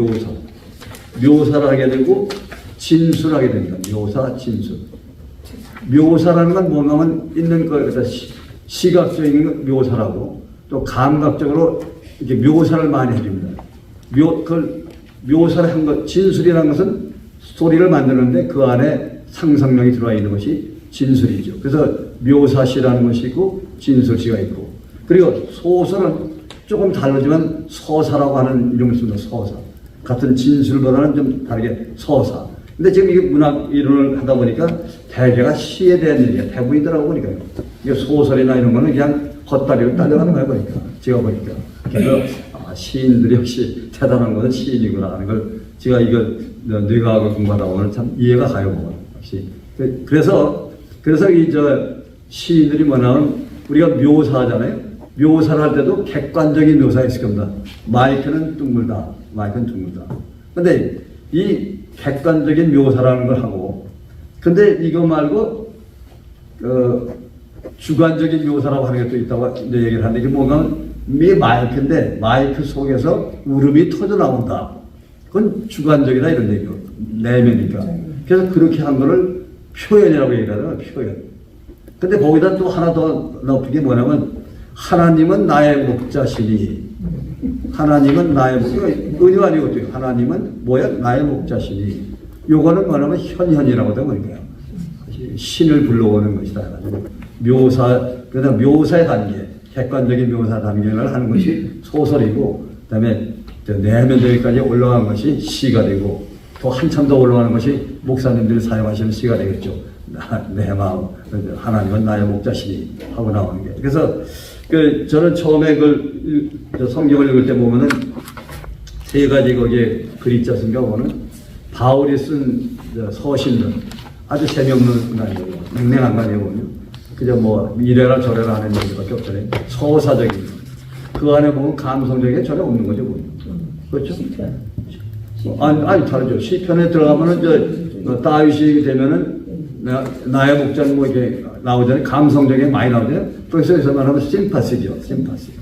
심파시라는 거는 뭐냐면 남은 이해를 못하고 자기만 그냥 감정에 맞는 거예요. 근데 그거보다 좀 더 좋은 것이 뭐냐면 공감이죠. 엠파시.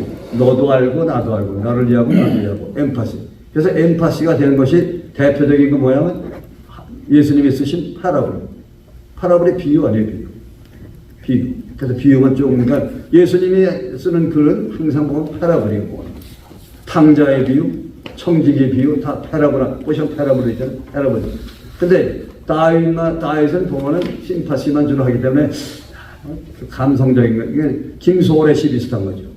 가시리 가시면서 김소월 씨 같은 건데, 금방 들으면 금방 아는 것이 서정시 아닌가? 왜냐하면 감각적으로 한 거기 때문에. 왜 그래? 내 감각과 네 감각은 같아요. 같기 때문에 네가 느끼는 감각 나도 금방 느껴보고. 그러나 이것이 조금 더 이렇게 은유라든지 이런 것이 되면은 내 감각이 따라가지 못한다고. 그러니까 그것이 그렇게 못 따라가는 걸 잘 할수록 좋은 시 아니고. 국화협회서 같은 거 보면은 국화꽃이 피우려고 한참 애렸었는데 마지막에 보면 비유를 하나 써요. 비유가 직유죠. 비유 가운데 직유. 누님같이 생긴 국화꽃. 그 직유라고. 직유보다는 은유가 훨씬 나은 거 아니에요. 근데 그 직유를 썼는데도 그게 인기 엄청난 시가 되는. 근데 그렇게 이제 어떻게 얘기다 그렇게 됐는데 지금 몇 분이나 됐어요 시간이? 이제 됐습니다. 거의 됐죠. 제가 이걸 아주 그냥 붙였는데요.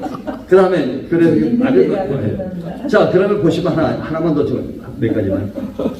수필이라는 게 있어요. 수필. 이게 아주 애매모호한 문학의 장르란 말이에요. 시나 소설은 상상이 있어야 되는 거 아니에요. 상상. 수필은 상상이 없어도 돼요.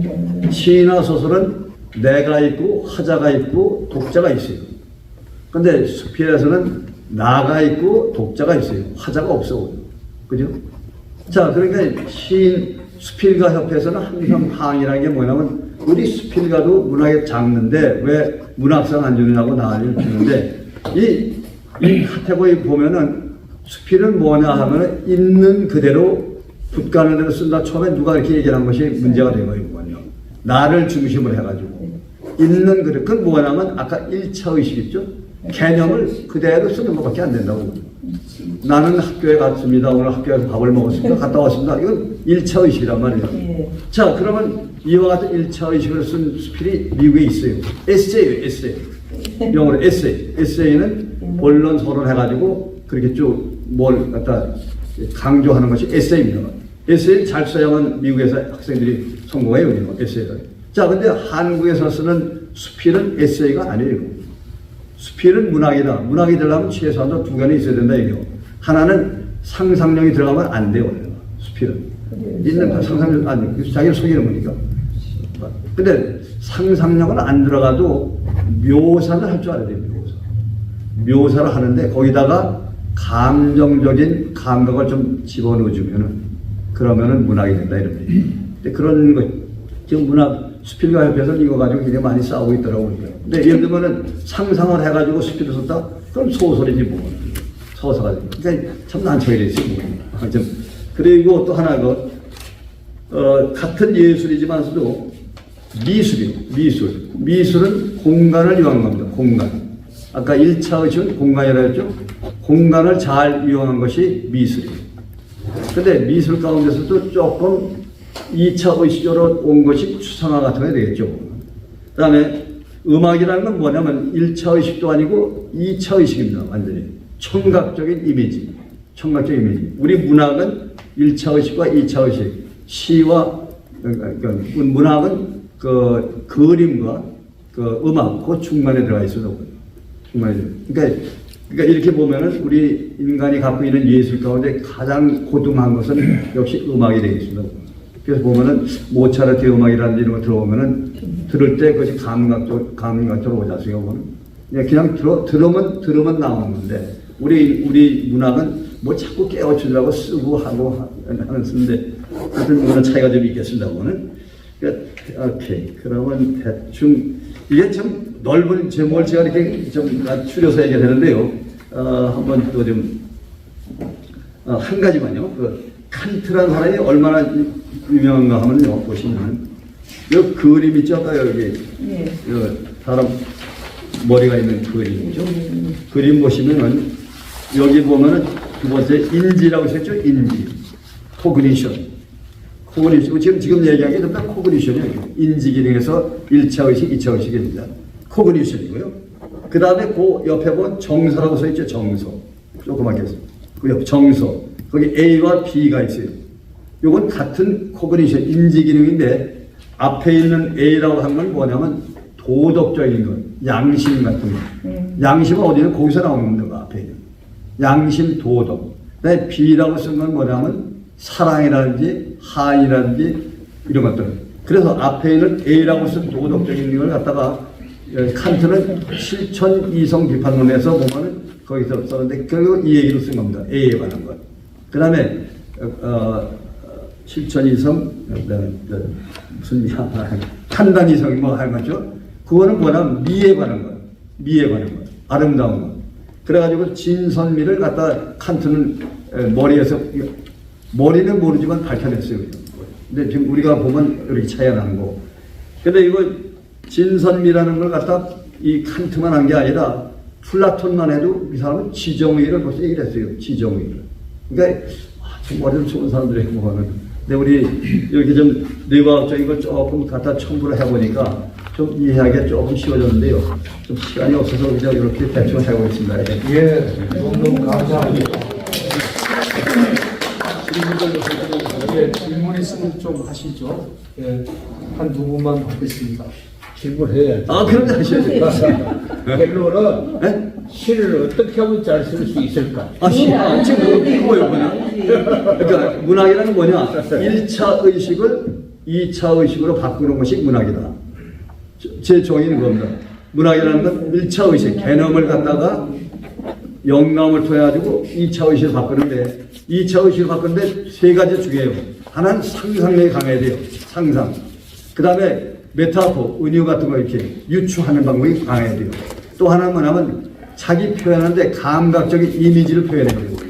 이왕의 시를 쓰실 때 그냥 나는 너를 사랑해 하지 마시고 나는 너를 사랑해 하는 거 보면은 그건 그냥 흔히 많이 쓰는 얘기 아니에요. 우리가 왜 보면은 그런 얘기 나오잖아요. 낯설게 보기, 고정관념에서 벗어나기. 그게 뭐냐면 같은 상상을 하더라도 설명하는 상상, 또 연관하는 상상 말고 창조적인 상상. 창조적인 걸 하려면은 누가 그런 얘기 있더라고요.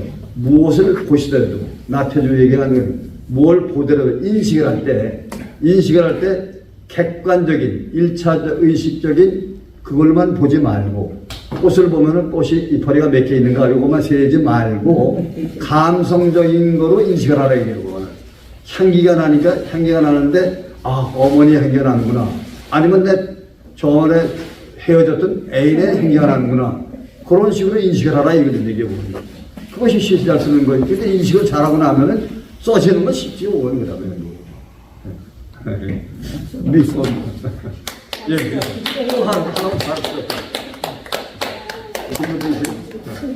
예. 우리 오늘만 해가지고 안 될 것 같아요. 네, 다음에 또 한 번 오셔야 될 것 같고. 그래서 우리 이렇게 수고를 많이 해주셨기 때문에 그 선물을 좀 드리겠습니다. 우리 위풍 담당하고요. 그다음에 우리 정 목사님 쓴 시집하고 그다음에 우리 협회에서 옛날에 출판한 책인데요.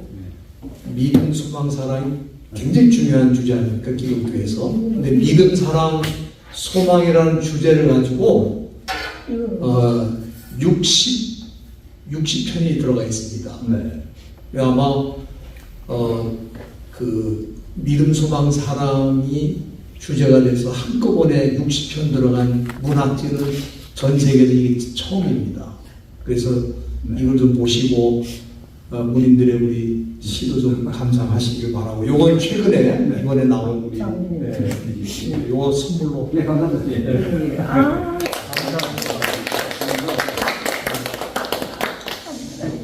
예, 오늘 우리 역시 과학자이시기 때문에 이 과학과 문학을 어떻게 연결시키는 것인가 하는 문제를 하는데 여기 계신 분들은 다 이제부터 2차 의식 속에 사는 분들이라는 걸 자기 정체성을 가지시고 1차 의식으로만 살지 마시고 2차 의식을 충분히 활용해서 인지하고 형상화해서 좋은 작품들을 많이 내시길 바라고, 우리 이제 연 박사님 다음에 또 한번 모셔도 괜찮을까요? 네, 왜냐하면 오늘 다 얘기를 못 하신 것 같아서 다음번에 또 모시도록 그렇게 하겠고요. 이제 우리 계속해서 우리 회원들의 시 감상을 하는데요.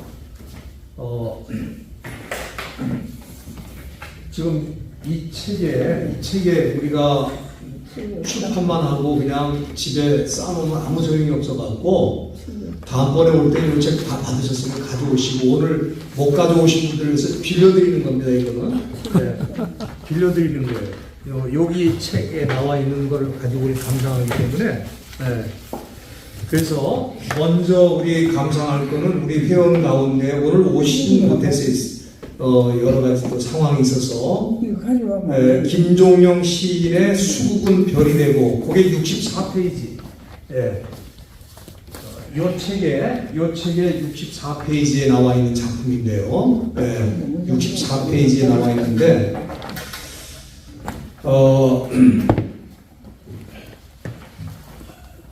우리 남송 전문하시는 우리 시인이 있는데, 오늘 그 남편 되시는 목사님이 갑자기 또 병이 들어갖고 입원하신 바람에 오늘 안타깝게 오시지를 못해가지고, 그분이 낭송하면은 낭송하는 그 방법이 다르더라고요.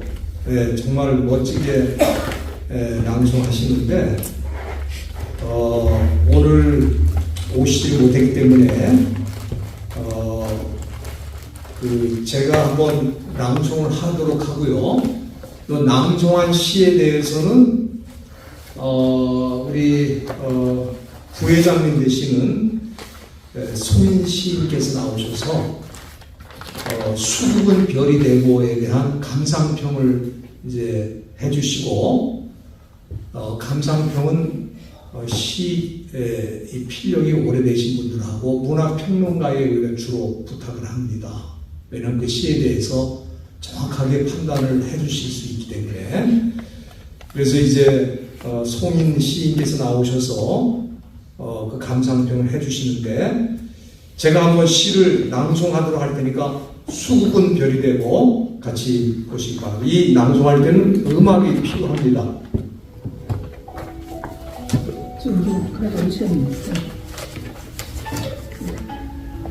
수국은 별이 되고 김종용. 초여름밤엔 하얗게 웃어주는 수국만 보아도 마음이 시원하다. 차디찬 날개를 저으며 나비같이 모여 앉아 바람을 모으는 꽃잎들이 나를 부르니 나는 그 앞에 나와서다. 밤이 깊어갈수록 더욱 별빛은 선명히 바람을 흔드는데 내 마음도 도리 없이 흔들리다. 이 밤엔 나를 잊어도 좋겠다. 나도 없이 깊어가는 밤 나는 수국이 되고, 수국은 바람이 되고 별이 되고, 별빛은 선명히 바람을 흔드는데 내 마음도 도리 없이 흔들리다. 네, 낭송이 그럴듯했습니까? 네, 감사합니다. 우선 이 시에 대해서 우리 송인 시인께서 나오셔서 감상평을 좀 해주시고, 그 다음에 우리 회원들의 감상하신 소감을 좀 나누도록 그렇게 하겠습니다. 우리 연 박사님도 느끼신 거 있으면 좀 말씀해 주시면 좋겠습니다. 여러분들 그 감상평은 우리 그 카톡에 보시면은 우리 협회 카톡에 올려놓으셨더라고요. 그 카톡을 한번 피셔가지고 그걸 프린트를 해오시지 않고 그냥 우리 좀 종이를 아끼는 차원에서 우리 그 협회 그 올리신 걸로 제가 맞죠? 예. 그래서 그 채팅방에 올렸으니까 공식 그 문인협회 거기에 올리셨나요? 예, 맞습니다. 공식 문인협회 그 카톡에 보시면 감상평설 나와 있으니까 보시고 참고하시기 바랍니다. 예.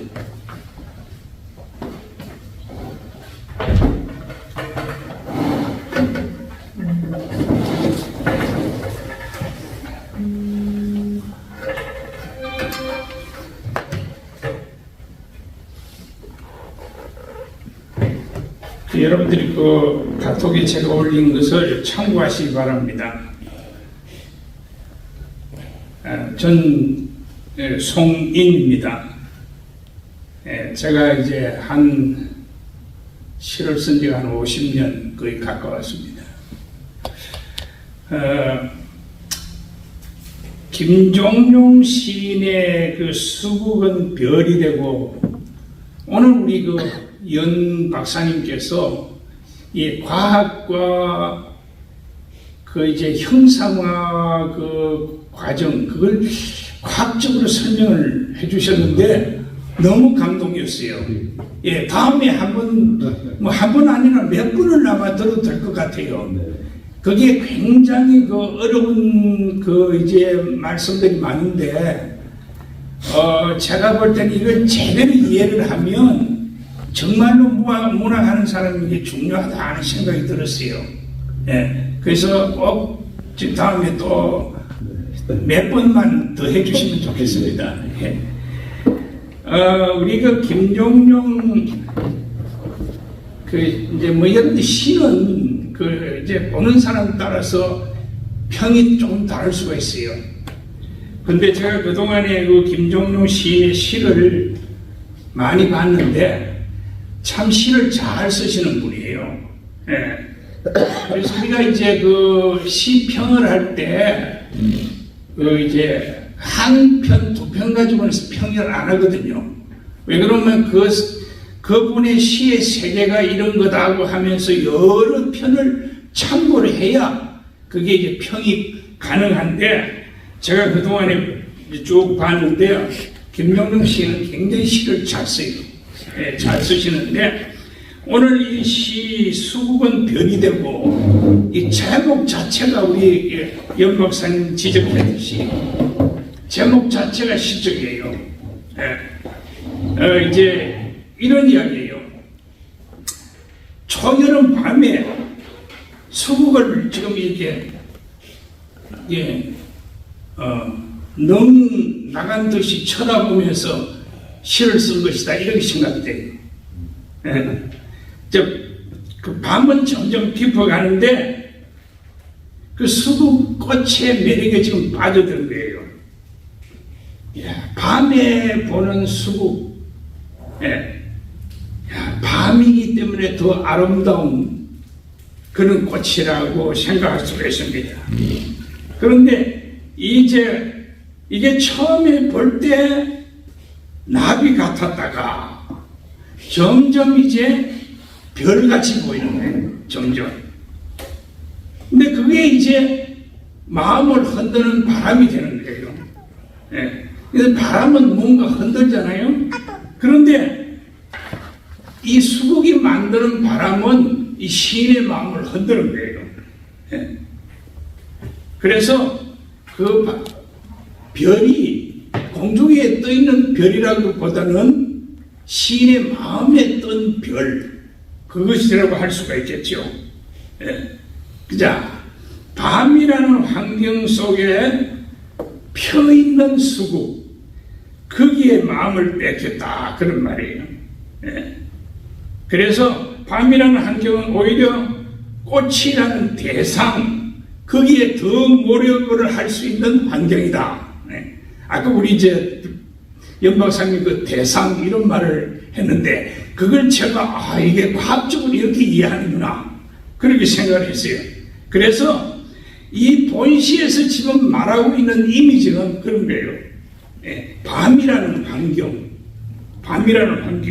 그리고 수국이라는 꽃, 그 수국이라는 꽃이 바람으로 일으켜서 나를 흔들게 하는 그 바람이라는 이미지. 그 다음에 그것이 이제 별로서 내 속에 어떤 영향을 주는 그런 이제 이미지로 이제 변신을 하는 거죠. 예. 그래서 여러분들이 여기서 지금 다루고 있는 이미지, 우리 그 이미지에 대해서 박사님이 아주 설명을 잘했는데요. 어떤 면에서 그게 굉장히 어려운 설명입니다. 예. 굉장히 어려운 설명인데 그게 형상화 과정을 아주 과학적으로 설명했는데 너무 제가 감동이 되었어요. 예. 그래서 이게 지금 이미지를 여러분들 이제 하는 이 이미지라는 말을 이해를 하면 특히 현대사를 이해하는 데 있어서 굉장히 중요한 방법이에요. 중요한 어떤 부분이에요. 예. 그렇기 때문에 수국을 보면서 그 어떤 밤이라는 환경 속에서 수국을 보면서 일어나는 그 신의 감정, 그걸 표현하고 있는 거예요. 그걸. 예. 그래서 이렇게 이제 쉽게 말하면 이렇게 설명했어요. 우리가 꽃을 보고 그 꽃의 아름다움에 빠져들잖아요. 네. 그래서 그 이제 꽃의 그 아름다움에 빠져들고 그렇게 하듯이 어떤 사물이나 어떤 대상, 어떤 상황에 빠져들게 하는 대상, 그것이 바로 오늘 본 여기 이 시에서 다루고 있는 이미지예요. 예.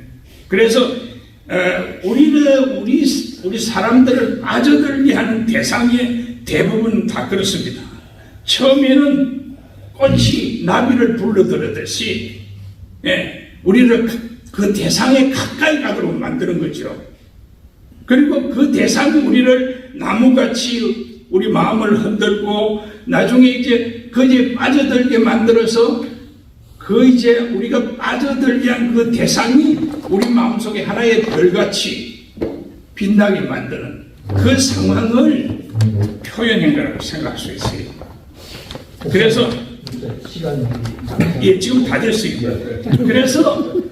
그래서 이제 이렇게 꽃, 예, 수국 이것은 대상, 이미지죠, 이미지. 예. 근데 어쩌면 이 이미지는 좋은 것일 수도 있지만은 무서운 것일 수도 있어요. 왜? 환경이 밤이기 때문에 쉽게 빠져들잖아요. 예. 그래서 어떤 우리의 어떤 모습, 뭐 그림이라고 그래도 그렇고 이미지라고 다른 말로 말할 수 있는데 그것이 우리 마음의 별이 되고 그것이 위해서 흔들림을 당하고 본의 아니게 그 대상에게 흔들리면서 당하면서 사는 그 사람들의 세상 살아가는 모습, 그것을 표현한 시가 오늘 이게 수국인 별이 되고 그런 시라고 생각합니다. 여기까지 하겠습니다. 예, 우리 목사님 감상평 참 너무 멋지게 잘해 주셨는데 우리 감사의 뜻으로 수고하셨다고 박수 한번 해드리겠습니다. 네, 아마 우리 송인 시인께서는 그냥 이 시에 푹 빠지셔갖고 크리틱은 하나도 없고 다 칭찬만 가득 지금 넘치는데. 근데 그것도 하려면 시간이 없어서 그러시고요. 그래서 그리고 혹시 우리 회원들 가운데 이 시에 대해서 코멘트 하실 분이 있으면 한두 분 기회를 드리겠습니다. 시간 없잖아요. 그냥 가요. 예, 배가 많이 고프신 모양이네요. 근데 저는 이 시의 네 번째 연에 수국은 바람이 되고 별이 되고 그 다음에 내가 되고, 제가 보기에 이 시인은 수국이 돼버린 것 같아요. 수국에 빠졌다가 자기가 수국이 됐는데 그건 차마 못 쓰고 그냥 바람이 되고 별이 되고 끝났는데, 저는 거기다가 내가 되고 라고 하는 걸 좀 추가시키고 싶어요. 너무 수국을 감상하다가 자기가 수국이 돼버린 상황이 아닌가 그렇게 생각이 들었습니다. 그 앞에 있잖아요. 예. 나는 수국이 되네. 있어요? 나는 수국. 거기 있구나. 예. 그러네요. 그 앞에 있네. 난수기 대가 먼저 나왔네요. 제가 죄송합니다. 제 마음과 같으네, 이 시인이. 저는 그걸 몰랐는데, 감사합니다. 그 다음에 이제 우리 두 번째 시, 카라리의 엄마의 별인데요. 여러분들 그 책에 76페이지. 나왔잖아요. 76페이지. 76페이지에 나와 있어요. 우리 책에 76페이지에 나와 있는데, 엄마의 별. 오늘은 이 별이라는 형상이 많이 나오네요. 그죠? 별이라는 형상이 많이 나오는데, 지금, 우리 고용준, 우리 회원이신데 문학평론가시거든요. 시인이시고, 그분이 감상평을 몸이 좀 불편해서 못 오시고, 대신 보내셔서 나한테 왔는데, 제가 카톡에 지금 올렸습니다. 그러니까 카톡을 보시면은, 그 감상평이 거기 나와 있는데요. 제가 먼저 한번 또 그 낭송을 또 해보겠습니다. 왜냐하면 낭송을 해야 이게 시가 살아나더라고요. 이 낭송만 잘해도 시가 그 시의 10배, 20배 이상의 그 참 감동이 있더라고요. 제가 또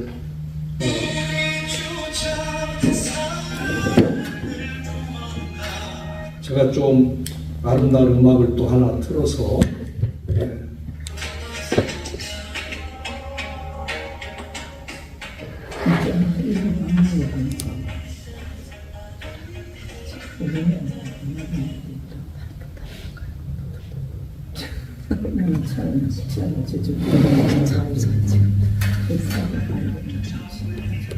엄마의 별 카라 영리. 엄마는 감자 심으며 별을 심는다. 양동이 가득 잿가루 묻힌 심은 감자. 배고픈 자녀들 위해 종일 허리 굽혀 별을 심는다. 7월이 되면 엄마는 감자 캐며 별도 캐낸다. 소쿠리 한가득 감자 나르며 별도 나른다. 허기진 자녀를 위해 종일 쪼그리고 별을 캐낸다. 엄마는 두레가 가득 별을 퍼올린다. 우물가 다라에 감자 씻으며 별도 심는다. 솥 한가득 감자 삶으며 별도 삶는다.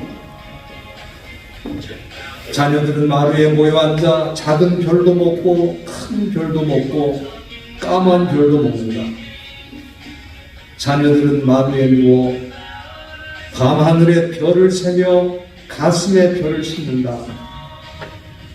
그러다 잠이 들면 엄마는 가만히 엄마의 별들을 이불로 보듬는다. 이런 시인데요. 우리 이 카라리도 그렇고 우리 김종영 시인도 그렇고 다 우리 협회에서 등단하신 분들입니다. 그래서 될 수 있으면 최근에 등단하신 분들의 시를 좀 소개를 해서 우리가 감상을 하고 있는데요. 고영준 우리 회원이시고 문학평론가이신 분이 보내신 시 감상평 제가 읽어드리겠습니다. 시인이며 미주 한인 문인협회 회원인 카라리 씨의 시 엄마의 별 평서를 부탁받았다. 제자나 다름없는 시인의 시를 앞에 놓고 약 1시간쯤 고민을 했다. 우선 나는 별은 빛나면서 아프리라는 생각을 한다. 별나라의 상황은 잘 모르지만 서로 부대끼며 부딪히며 찬란한 하늘을 수놓는 나라 하나님의 기회가 아닐까요? 시인은 우선 엄마는 감자를 심으며 별을 심는다고 운을 뗀다. 그리고 감자는 곧 허기진 자녀들의 밥이 되고 자녀들은 엄마의 빛나는 별이 된다. 거기 양동이 가득한 잿가루 묻힌 무거운 씨는 감자는 곧 허리 굽혀 심은 별이 된다. 하늘에 심은 별이 되고 7월이 되면 소쿠리 한가득 감자 캐고 별을 나르며 종일 쭈그리고 앉아 별도 캐낸다. 때로 두레박 한가득 물속에 잠든 별도 퍼올린다. 엄마는 감자도 캐고 별도 캔다. 엄마의 가슴은 언제나 따뜻하고 언제나 사랑으로 충만하다.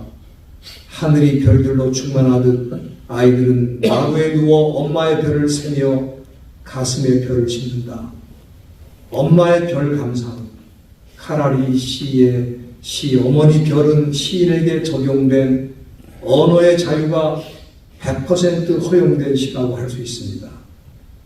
별들의 순교도 있었을 것입니다. 어머니 별은 지금도 하나님 별나라에서 빛나고 있을 것이며 자녀들이 별처럼 빛나는 복되고 아름다운 삶, 곧 하나님을 기쁘시게 하는 삶을 살기를 기도하고 계실 것입니다. 이 시에서 원 관념은 별이다. 그리고 그 은유는 어머니의 지성이다. 네, 이렇게 시평을 했는데요. 여러분들 혹시 이 시를 보시면서 무슨 생각을 하셨습니까? 여러분들 코멘트를 좀 기다립니다. 네. 우리 연 박사님 이 시를 보시면서 어떤 느낌을 받으셨어요? 네. 한번 시를 써보니까 정말 시를 안 써봤어요. 아, 그렇죠. 우리가 요즘에 좀 몇 편 좀 써봤었나 보네. 네, 그런 분이 무섭습니다. 네. 고사를 쓰기가 좀 쉬운 편이거든요. 예. 전 반대고 이게 어떤 구성을 해가지고 이렇게 집어넣게 되는데 시는 좀 어렵더라고요. 근데 이 보시면 많이 배웠어요 지금 보는 예. 그래 감자 심으면 벼를 심는다. 예. 그래서 여기서 딱 터지는 많이 그렇죠. 예. 터지면서 쭉 나중에 이거 엄마 이걸들로 쭉 나오는 거 보면 잘 쓰셨네 보면요. 예. 우리 협회 회원들의 수준이 그렇습니다. 이렇게 꽤 높습니다. 그리고 사실 이 시의 내용도 감자를 별로 생각하고 썼는데 결국은 그 감자가 또 우리 자녀들이 되고 엄마가 되고 자신이 되는 그런 심퍼티가 있는 것 같아요. 그리고 또 우리 모두가 인퍼티하고 있습니다. 또 우리 다른 분들 이 시를 읽고 옛날 생각 많이 나시죠, 그죠? 자, 어머니의 따뜻한 마음도 느끼면서 어린 시절의 그 고생했던 추억도 살아내면서 살아가는 그런 장면 모습이 요즘 애들은 이런 감성이 있을지 모르겠어요. 참 이런 시를 통해서라도 간접적으로 뭔가 느끼며 살았으면 좋겠는데. 우리 저 뒤에 김 목사님 이 시 어떻습니까? 좋습니다. 우리 이렇게 또 취재차 오시기도 하셨고 또 회원이기도 하십니다. 그래서 너무너무 감사를 드리고요. 우리 신 기자님도 좀 어떻습니까 이 시? 네, 좋습니다. 역시 시인들이 감상평하는 거하고 조금 다르네요. 그죠? 기자들이 보는 시는 그냥 좋습니다. 제가 한 한 말씀 해주시죠. 제가 한 개 질문을 하겠는데 저는 근데 어릴 때 이렇게 감자 잘라갖고 이렇게 재를 묻혀갖고 많이 심어봤거든요. 질문은 뭐냐면은 감자 자른 부위에 왜 재를 묻히는가? 누구 알고?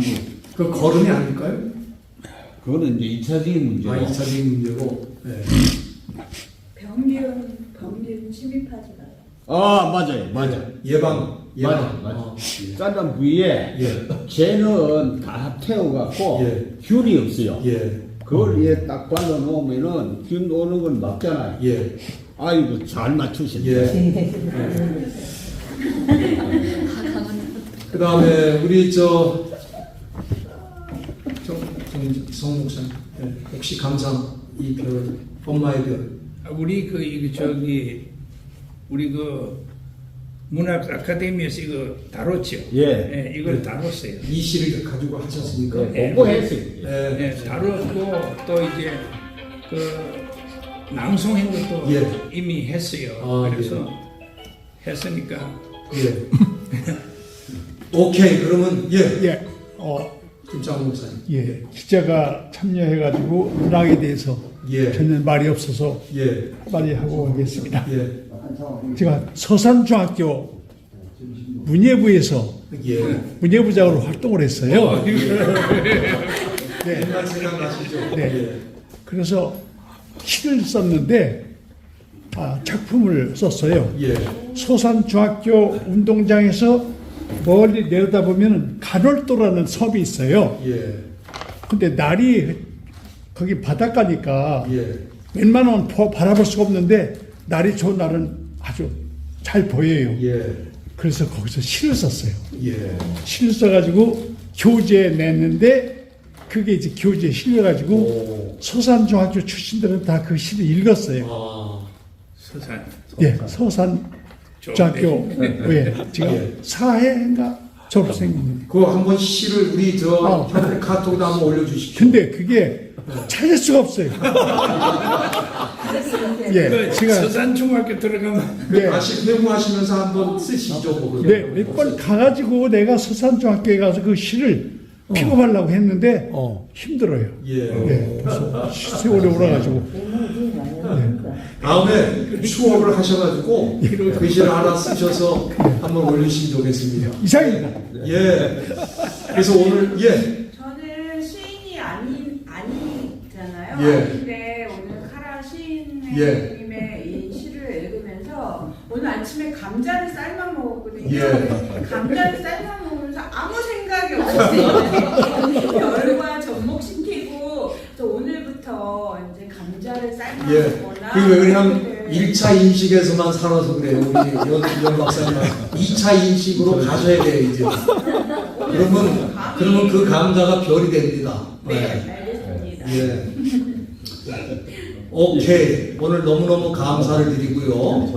이렇게 참 우리 새로운 장소에서 모이는데도 이렇게 많이 모이셔서 너무 감사를 드리고 다음 달에는 찾아가는 군인협회 3차 모임입니다. 우리 오렌지 카운티에서 모이려고 하는데요. 그때도 많이 모이시기를 부탁드리고 이제 우리 일단 모임은 마치도록 하고 우리 김창호 목사님 한번 기도해 주시고 모임을 좀 마치도록 하겠습니다. 하나님 아버지 감사합니다. 저희들에게 은혜를 주셔서 여호와 하나님을 섬기며 믿으며 의뢰하며 살아왔던 지난 한평생을 기억하면서 이제 문학을 통해서 예수 그리스도를 증거하는 가장 큰 업적이 저희들에게 숙제로 남아 있습니다. 하나님 이 업적을 우리가 실현하도록 도와주시고 나아가 그를 통해서 하나님의 영광을 드러내며 여호와 하나님 예수 그리스도가 이 땅에 지금도 살아 역사하심을 증거하는 문학의 최종 목적으로 삼고 일하게 하여 주옵소서. 오늘도 여러분들께서 이런 일로 저런 일로 발표하시고